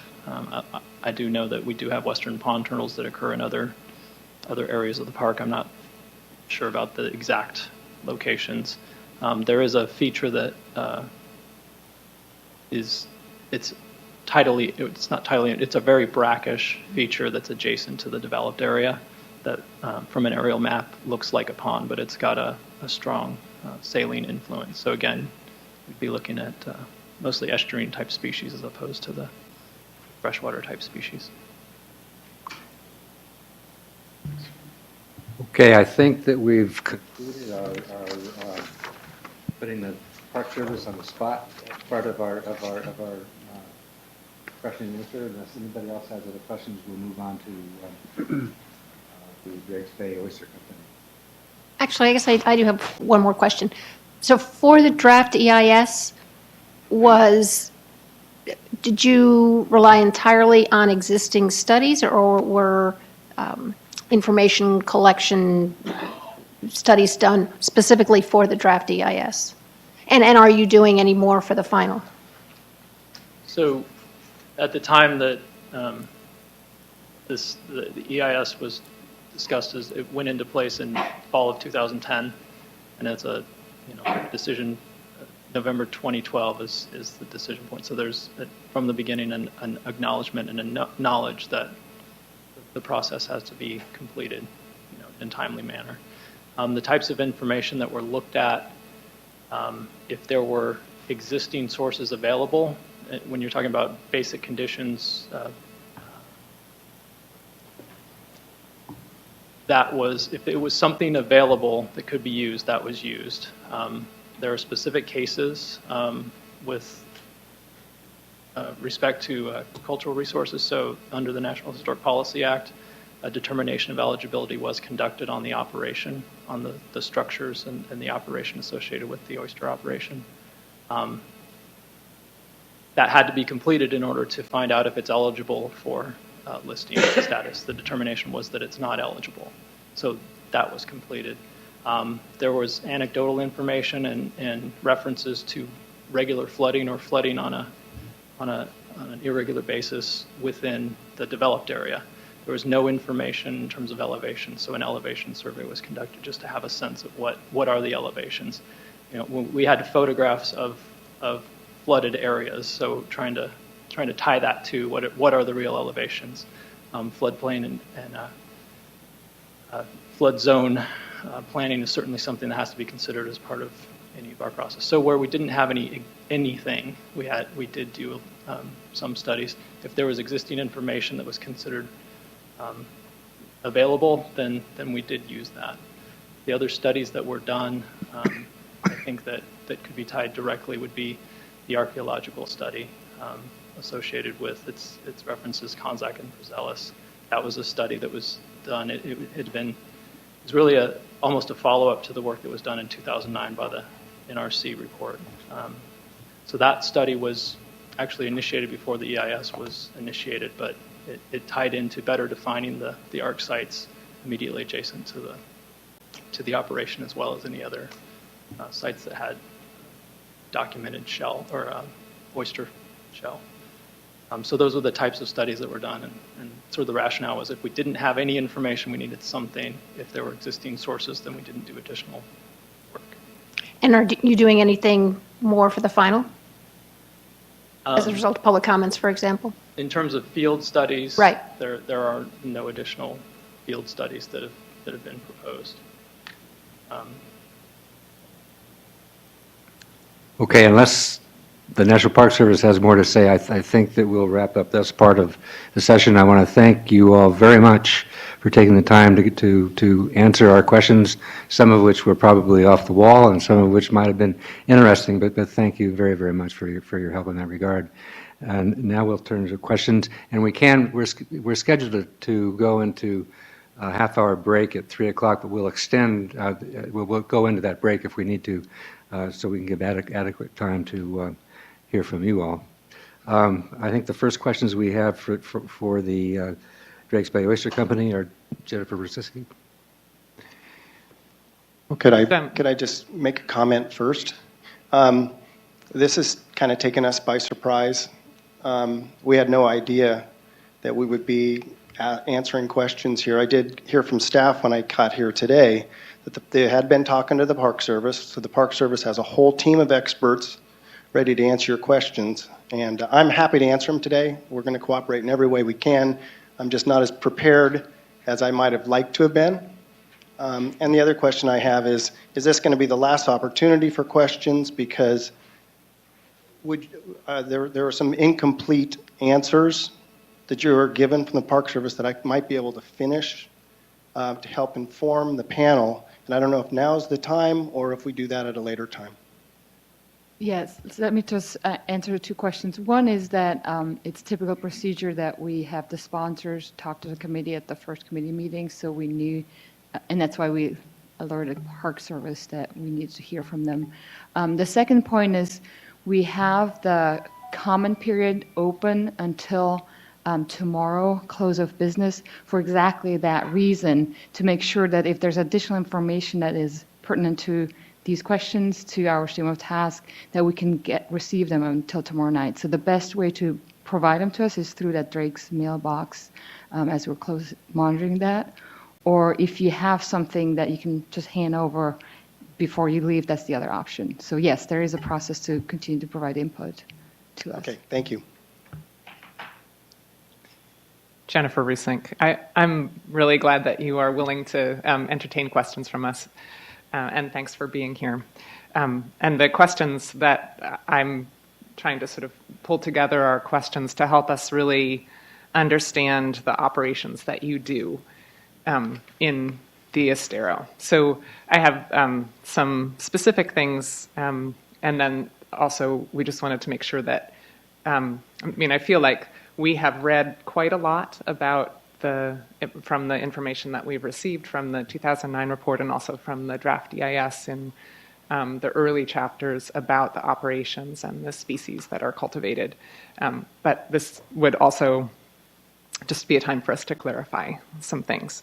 So we'll start sort of with the beginning of the crop cycle, and one thing that was not clear to us is about the source of the individuals that you're planting and how much you're getting as eyed larvae and doing remote setting, and how much you're actually getting as metamorphosed juveniles that you're then outplanting. So if there's a sort of fraction of each, or only one type, or if you have other sorts of individuals that you're planting out. Okay, well this is Kevin Lenny, and I'm speaking for DrakesBay. The answer to that question can vary year to year, depending on success in our setting system. We typically do both every year. We set eyed larvae. We have goals for setting, and it largely depends on availability. Hatcheries on the North Coast, in the Northwest that we work with, both Oregon and Washington, we have import permits for the eyed larvae with California Department of Fish and Game, and oftentimes there's a supply problem. So we may not be able to get the supply of the larvae that we might have hoped for. So we definitely, on an annual basis, augment that with small seed that we also have import permits for. I would say that pretty much every year, most of the product that we produce starting from the eyed larvae. The seed we buy is usually a smaller percentage. If I have to maybe a guess of something in the neighborhood of 20% of our production might come from purchased seed. Currently, to date, on the manila clam, all of that is purchased as small seed. We don't do our own setting of the manila clam. Great. Thank you. And then for the oysters, what fraction triploids versus diploids? We use diploids. Okay, great. Okay, so the next issue is sort of off. Once you get things out into the estuary, we know there's racks and there's flip bags, on-bottom flip bags. I don't know if there are other culture methods you can illuminate that, but the tidal elevations where each of those types of cultures occur, can you characterize those? I can try. Okay. We do have a number of culture techniques, including the racks, the Japanese hanging culture method, and other types of basically substrate that we set the larvae on that we hang from the racks. French tubes are used also. The top of the racks are somewhere around the 3-foot tide level, so a good portion of the time the oysters are out of the water, so they're intertidal. And then on our bag culture, it's similar. We of course have the requirement to stay clear of eelgrass beds, so that tide level varies too, but that can be also up to about the 3-foot tide level for that kind of culture. We also use a floating bag culture that we rear a lot of our small seed in floating bags, either in areas that they remain floating in deep water, and also we'll float bags on the intertidal where they'll lay on the bottom at a low tide, but then float at high tides. We also rear seed in trays that will float trays on long lines. So there's a number of different culture techniques that we use. Great, thank you. Okay, so then once you have personnel out there, this is probably going to be the hardest one to do as fractions of time, but the sorts of things that people are doing when they're offshore, not when they're doing things onshore, but offshore, planting out young shellfish, tending, flipping bags, maybe doing construction of racks, maybe cleaning off bags. So that's sort of a tending component. And then the harvesting component. Maybe there probably are other tasks that people have to do out there as well. But if you could just sort of characterize the fraction of time that people are doing each of those sorts of things out on the tide flat. Okay. Well, the boats pretty much go out every day, weather depending. And you're right, it can really vary. If we're during planting season, a larger portion of their time will be out planting and maybe come back with a harvest. There are times a year where we'll go out with nothing and just to harvest. Harvest happens daily, 5 days a week as a rule. Typically, for the most part, 1 harvest a day, and sometimes 2, sometimes 3. Depends on the market demand, depends on weather, time of the week. So there's lots of variations that change the demand for harvest. On high harvest day requirements, then we're probably not having the staff plant. So it may not change activity in the bay that much. It changes what we do, because we have a kind of a fixed number of people that work in the bay, and we try to fit in what they can do. So when there's time, they'll be out maintaining bags. If there's time, if there's no time because they have to spend all their time planting because we're taking all the seed out of the setting tanks and they need to get those on the racks, then there won't be time to do other tasks. So it's a pretty steady boat use and activity, but it does vary by activity. And the other thing is it really varies also by the location within the estuary, within Drake's Estero. There are times that we're working in one section and we don't go to other parts maybe for weeks or a couple weeks or whatever. And then we'll shift and we'll be working in that area, et cetera. We're also limited to certain areas and different times of the year. It was said earlier that, did the inventory and monitoring program get used for any kind of changes in management? Well, they absolutely have, because harbor seals and claims of harm to harbor seals, we've had a lot of restrictions added because of that, and those restrictions were moved to the Coastal Commission, and that's really where people are criticizing our operation now for violation of new protocols that were based on a monitoring program and used for policy. So there are areas now that we have to just stay clear of because of new policy made about harbor seals. So the boat use really varies. I'm just going to follow up on that. One of the things, as we were talking about the activities out on the bay, I think we realized that the planting and the harvesting had absolutely no flexibility. The flip bags, some places they have floats on one end that flip them automatically, and our understanding is that you actually your company flips them once every 2 weeks. Have you thought about doing floats? Would it be possible? We're testing that now. We have some already that are in the bay that are active bags that so they don't require monitoring as often. We'd like to think we get to them every 2 weeks, but we don't. It just depends on the time. So yeah, we're experimenting with that. It's very expensive, and it requires more infrastructure and more anchoring, and because one of our biggest concerns is to be sure that none of our culture materials ends up in the estuary. And when you start floating things, you have to be extremely careful. So we also read that operations on the bay are 8 to 4:30, and yet sometimes the tides don't conveniently fall during that time. So are there operations that happen outside of the 8 to 4:30 window out on the bay? Actually, rarely. We're fortunate that way, and we're kind of envied by a lot of our colleagues because the rack culture in Drake's Estero allows us to work throughout a pretty wide range in a tidal cycle. So we do sometimes, we'll start probably as early as 7 or even occasionally 6:30 in the morning. We don't have to ever work the night tides. We just don't do that. We're able to access these racks from a vessel, plant from a vessel, harvest from a vessel, never have to stand on the bottom.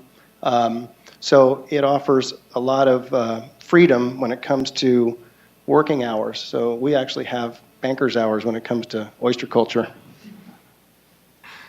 Okay, I think it's probably not my last one. We also read a lot about boats. We didn't read so much about barges. Are they anchored in the same place over time? Do they bottom out at low tide? And talk a little bit about the scows, I guess, that you use. Yeah, we do use a number of scows just to help with the loads, and that varies too. They're pretty much anchored in the same location when they're in non-use, but it varies if we're going to use them. If we know if we're taking a boat trip out to the bay and we know we want to harvest from a particular rack the next morning, we might tie off to that rack. Or if we want to harvest from an intertidal area that's a long way from a channel, we may anchor that scow out over the sandbar. When the tide goes out, it's much easier for us to load that barge, and then we'll pick it up again when the tide comes in. So it varies. Great. And then I think this is maybe just one of the things that I keep returning to, and I'm not totally sure if it's going to be possible to answer, but we have also really been trying to glean from the written information the difference between the project area, the lease area, the sort of polygon, if you draw a line around all the racks or the bags or the cultures that are in one area, and then at sort of the smallest scale, the footprint of the actual structures that are out there.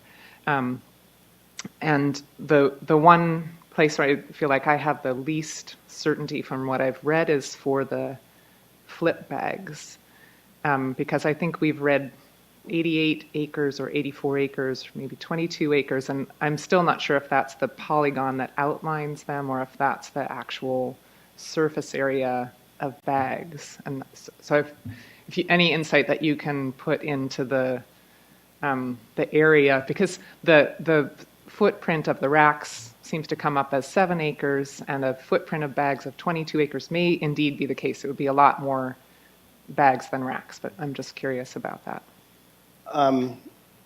Don't feel ashamed if you're confused about that. There have been lots of different analyses of what the coverage, shellfish coverage, and the extent of the use of Drake's estero.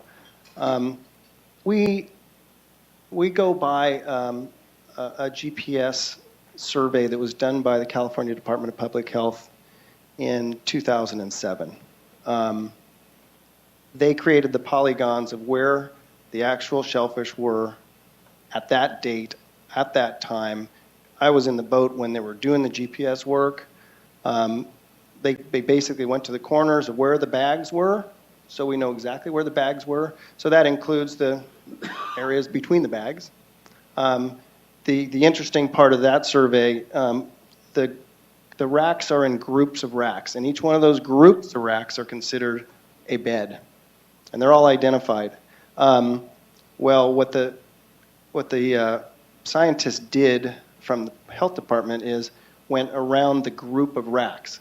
So it's true that the true footprint of the racks are about 7 acres.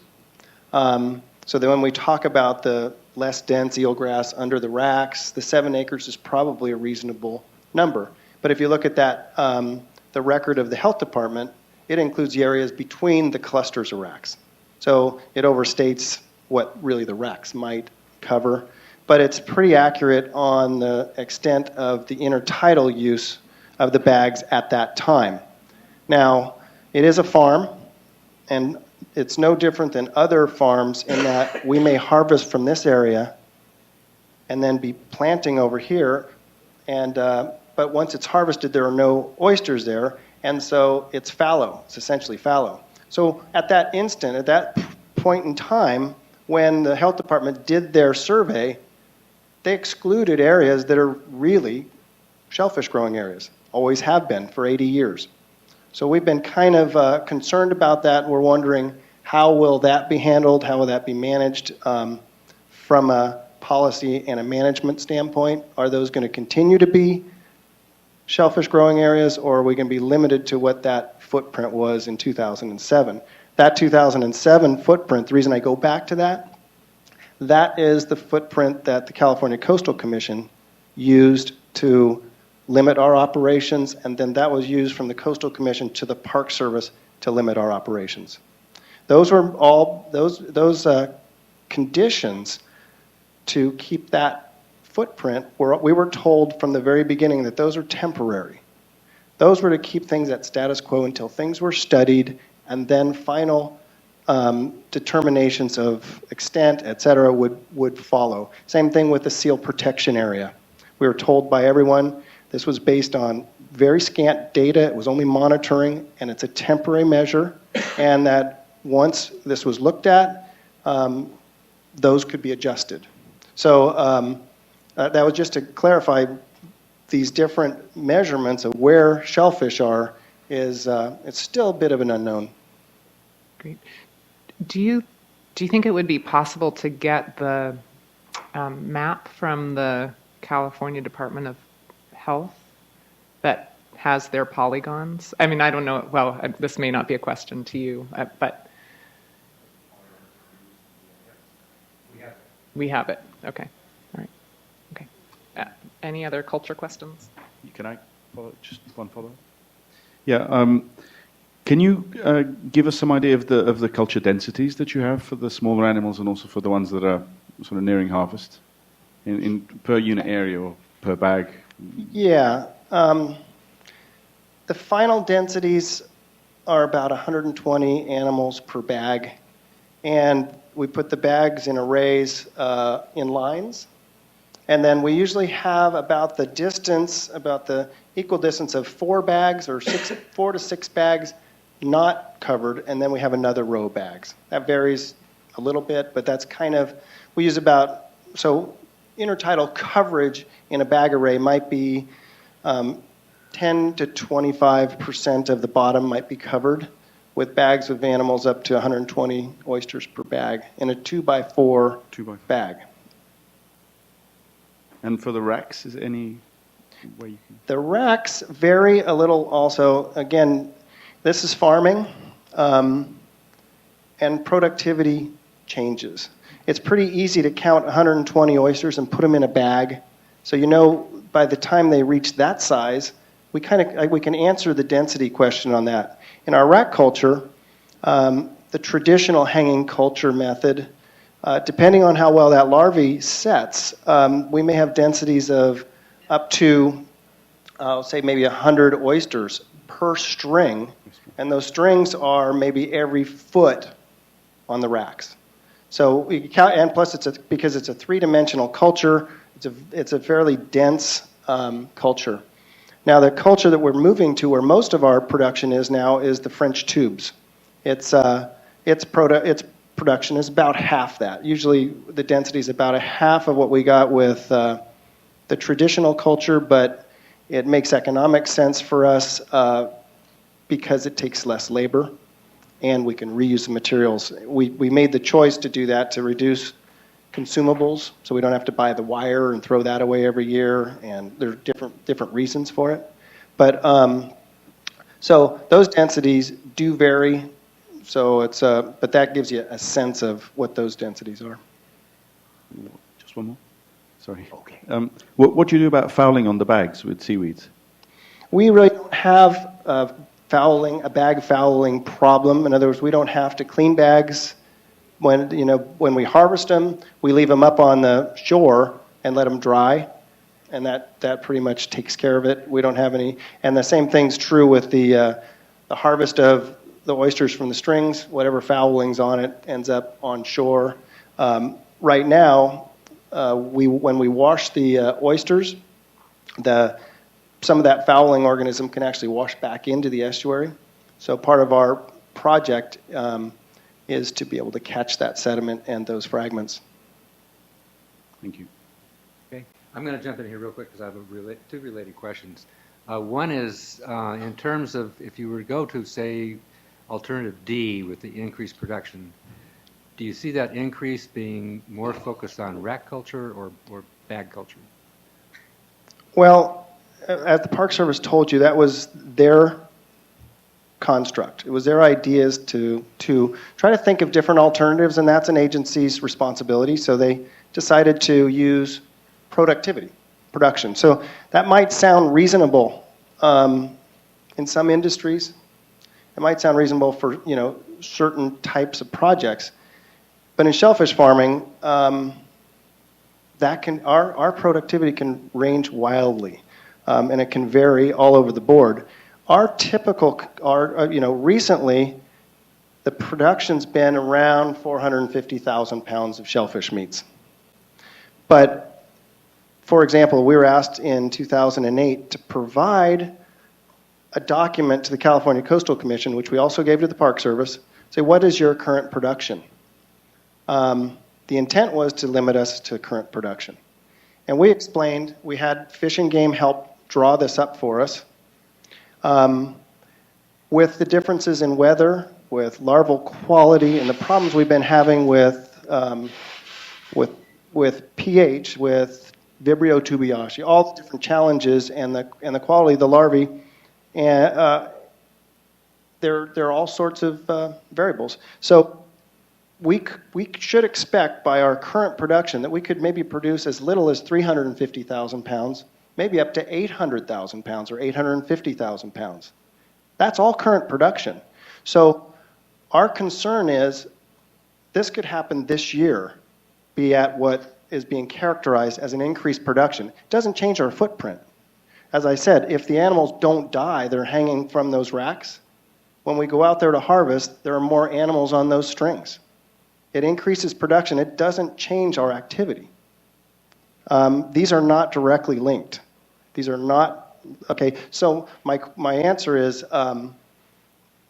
first of all, we wouldn't characterize that as an increase in production, and second of all, we're worried if some limits put on us, if we have a decent year, we're automatically in violation. Okay, I think I'll take one more question, and this has to do with the orientation of the bags. Can you say anything about, in terms of whether the rows are oriented perpendicular to or in the same direction as the major tidal currents? That varies. You know, we aren't scientific enough to always put those the same way, so I think you'll probably find different answers if you look in different intertidal beds. Some have a lot more activity, there's a lot more energy, and those bags are all tethered with ropes. There are other areas in the estuary that are very quiet areas that doesn't have that much tidal movement, and so maybe orientation is less important, but it varies. Okay, thanks. Jen?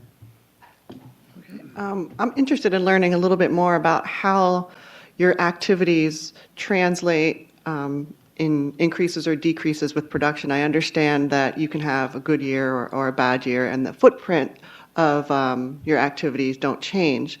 But how does like boat activity change? So if you have a very high production year, does that translate linearly into increases in boat trips out to the racks to accommodate for that increase in production, or not?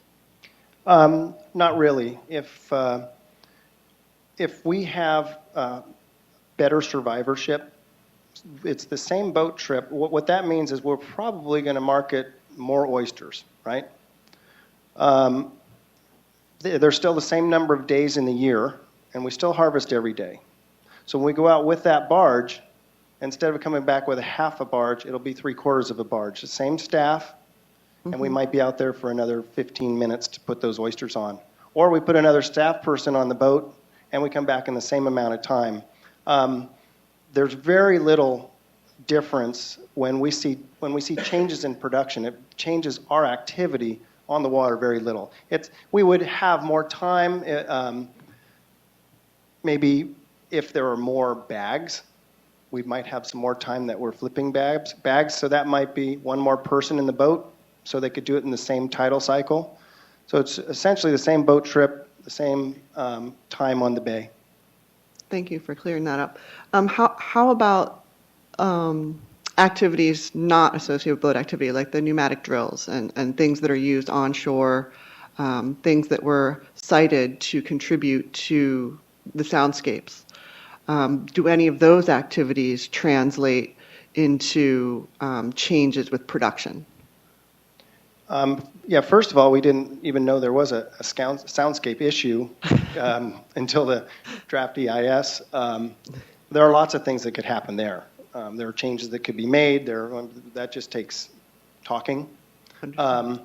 It would certainly be possible, probably likely with our current, if everything remained the same, it's likely if we're harvesting more animals, we'd have more time splitting the clusters. Mm-hmm. But at the same time, I did mention that we're moving to the French tube culture, which doesn't require the pneumatic hammers at all. And so that's already largely diminishing. Oh, thank you. That's very that was good. And would any of the activities that you currently use that create sound for the soundscapes that have been cited in the DEIS, are there any ways that you would be able to implement mitigation or change your practice to reduce those sounds? Absolutely. We'd love to come to the table with accurate data, with some analysis, with some sort of soundscape plan. These things can be handled. They can be monitored. We'd love to partner in that, and happy to see ways that we could reduce sound if sound is an issue. And there are ways. Thank you. Can I follow up with that a little bit? Are there any other kinds of measures, in addition to sound, that other actions that you feel you could take to reduce potential environmental impacts that you've thought about implementing? That's a great question. Of course, we have. One of our concerns about this draft EIS is it salted throughout this draft document are restriction after restriction and constraint and limitations. Some people might call those mitigations. They don't call them mitigations in this document. A lot of people might not even spot those, but they're going to hamstring us if these are implemented. We would love to be able to sit down with an adaptive management group, with someone who could analyze each one of these measures, decide if they're actually required by the data and justified, and how they might actually improve those impacts. So we'd love to have the conversation about how to reduce any of the impacts. Yes, we have thought about it. We've thought about the noise. We've thought about different types of vessels. We've talked about different types of motors. There's conflicting data out there right now. There are data and analyses that conflict, as you've heard, with the draft EIS. I think we need to get that resolved. We need to understand how far that noise really does travel. What kind of impact does it really have? Our oyster tumbler is not heard 12,000 feet away. It's heard about 150 feet away. Those kinds of things, we need to get that corrected. When this is corrected, then we're willing to sit down, analyze it, and help improve it as a team.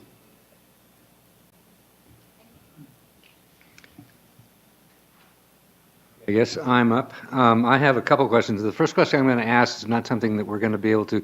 What I need here is a yes or no answer that can be. You can fill in the blanks maybe in your communication to us tomorrow. The general question, and you'll understand why I'm saying this when I answer the question. Do you agree with the acreage that was described in the DIS for your operations in the subtitle and intertidal areas? The acreage? The acreage that are given in the DIS. And if you don't, we'd really like to have your information on that, your input on that. Okay. I don't completely agree, and I'm happy to provide. It's basically the document that I believe is most accurate from the health department. Okay, and this is going to be another wide open question, which maybe you can get into a little bit here, but again, it's going to be something that I think is going to need input from you offline to us. And that is there additional information about your operations that you would like to share with the committee that is not captured in the DIS? And I think that might be what you were be referring to earlier. Is that correct? Yeah, we've seen what has been presented to your panel for consideration, and it is seriously lacking in extent and actually in balance. So I think we would like to provide some more documentation to the panel. I think we don't have time to go into that here, but we would appreciate that information very much. We will have that to you before the deadline tomorrow. Great, thank you. Brian?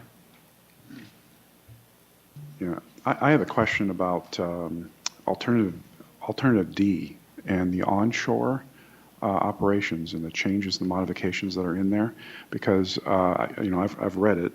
But maybe just a few details would be helpful. So there's some proposed changes to some of the buildings, and in particular, there's a proposal for a new visitor center there. And I was just wondering if you could describe, if you knew, what that capacity would be, and then what kind of activities might occur there. Sure, I'd be happy to. This kind of points to the project area questions that you were wrestling with. All the buildings above the high tide line is managed by the Park Service, owned by the Park Service, and it's in what's called the pastoral zone of the National Park Service, where all the agricultural exists. So agriculture goes down to the shoreline around this entire estuary. The buildings are part of the pastoral zone where the ranches are and the ranchers are continuing. Subtidal areas have always been under permit with Cal Fish and Game, and the Fish and Game Commission recently has said that they do want to continue issuing those leases within Drake's Estero. So that's a Fish and Game lease. There's a concern in the EIS because the EIS suggests that we have to relinquish our lease with Fish and Game and that the Park Service would be our regulatory authority. That's extremely problematic, and it runs counter to what Fish and Game Commission has just said. But to answer your question more directly, in 1998, the Park Service and the oyster farmer at the time, Johnson Oyster Company, made a plan. They realized the buildings at the time had served their useful life. They were dilapidated. They still are. It's the same buildings. And that they wanted to do some upgrades. So the Park Service found an architect, the same architect that did the visitor center at the park. They worked together with the applicant, and they did a NEPA process. At that point, they did an environmental assessment, and in that assessment, they planned to remove all those buildings and build what you've just described. So at the finding, there was a FONSI, there was a finding of no significant impact. They talked about what was happening offshore. Interestingly enough, they even talked about how the permit would be handled past 2012. It's in the document. So what we've done now, we're not experts, but we read the Citizen's Guide to NEPA, so now we're experts. And what we have learned is that this NEPA process needs to start with the original process that was already done for this project area. It was completed, it had public comment, and it was supported by the Park Service to replace all these buildings. Specifically, it was going to tear down the 1,200 square foot cannery, and there was a new, if you include the whole footprint with the new hatchery building, the new visitor center processing building, it was about 11,000 square foot development. Very beautiful. So what we thought is, so what we asked for in our, so the application was status quo on production. We didn't ask to change production. What we asked for is to do exactly what the Park Service and the public approved in 1998. There have been no policy changes. That was 20 years after the Wilderness Act. That was, at the time, the general management plan was supportive of the continuation of the oyster farm, and it still is today. So we asked simply for the same project. So that's where that came from, because we know it's already been reviewed. So it would serve the purposes to improve public service. It would also serve the purposes to improve public health and safety because of the old buildings and processing. But, so the visitor center, was there ever an estimate of like the number of people that would be coming in and out of that building per day, and what kinds of activities would be that featured in there? You know, I don't know if that was ever contemplated during that process. I can tell you that we get about 50,000, this is our best guess, about 50,000 visitors a year. Large number of those people are not customers. They're coming to visit the farm. A lot of those are school kids that are doing tours. It's kayakers. It's a highly visited area, as well as a retail outlet for the oyster farm. So we can't tell you the exact percentages are actual oyster farm purchasers. So we would expect that would continue if there was a nicer resource for the people. So the 50,000 that you're quoting are coming to your facility, or? Well, they're driving out the driveway, which I hope you see. You're all invited, because I'm sure you cannot do an analysis of an EIS without seeing the resource, so we open our doors for you to come out. The people right now, it's probably safe to say most of them come out to buy oysters, but a large portion just come out to tour. Can I follow up with a couple of questions? So first, did the new building envisage a significant increase in visitation, or did it assume essentially the level of visitation that you'd been experiencing at that time? That's a great question. The 1998 NEPA document, I've read it. I just don't remember if they contemplated the change in visitation. There's a lot of traffic that goes back there for kayaking. That would, I'm sure, continue. But I think it's probably safe to assume it could increase visitation if it's a nicer facility for visitors. Yeah. Actually, would it be possible and useful for us to obtain a copy of the NEPA? I think it would. Okay, we'll be happy to provide that document. And then one other question. If you had to make an estimate, what's the length of a typical visit? Would it be like 15 minutes or an hour, or do you have any sense? The shortest visit is stopping off in a car and purchasing their oysters, saying hello and goodbye, and leaving. A large percentage of the people actually love to hang out. We actually have our hours are, our days of work are Tuesday through Saturday, because Saturday is a big visitor day. They love seeing the activity of the farm. This is the only farm of any kind within the seashore that's open to the public. So it's a great opportunity for interpretation. So we have people dedicated to just that. So we allow people to watch us work, watch us bag the oysters. So it's a very interactive time. So there are people that will stay for sometimes 2 hours. They'll sit at the picnic tables that are overlooking the water and enjoy their lunch, or there are people that just turn around and leave. Okay, I think we're about ready to wrap this up. Before we do, does anybody on the I'm sorry, Lucy? Just on the 1998 EA, can anybody say why the project wasn't implemented, and who was going to fund the construction? Yes. I was told, here's our understanding, the project was approved, and it was actually very supported by the conservation community because the facility did need a facelift. It needed to reduce discharges that were not okay, discharges from the cannery, discharges from septic, etc.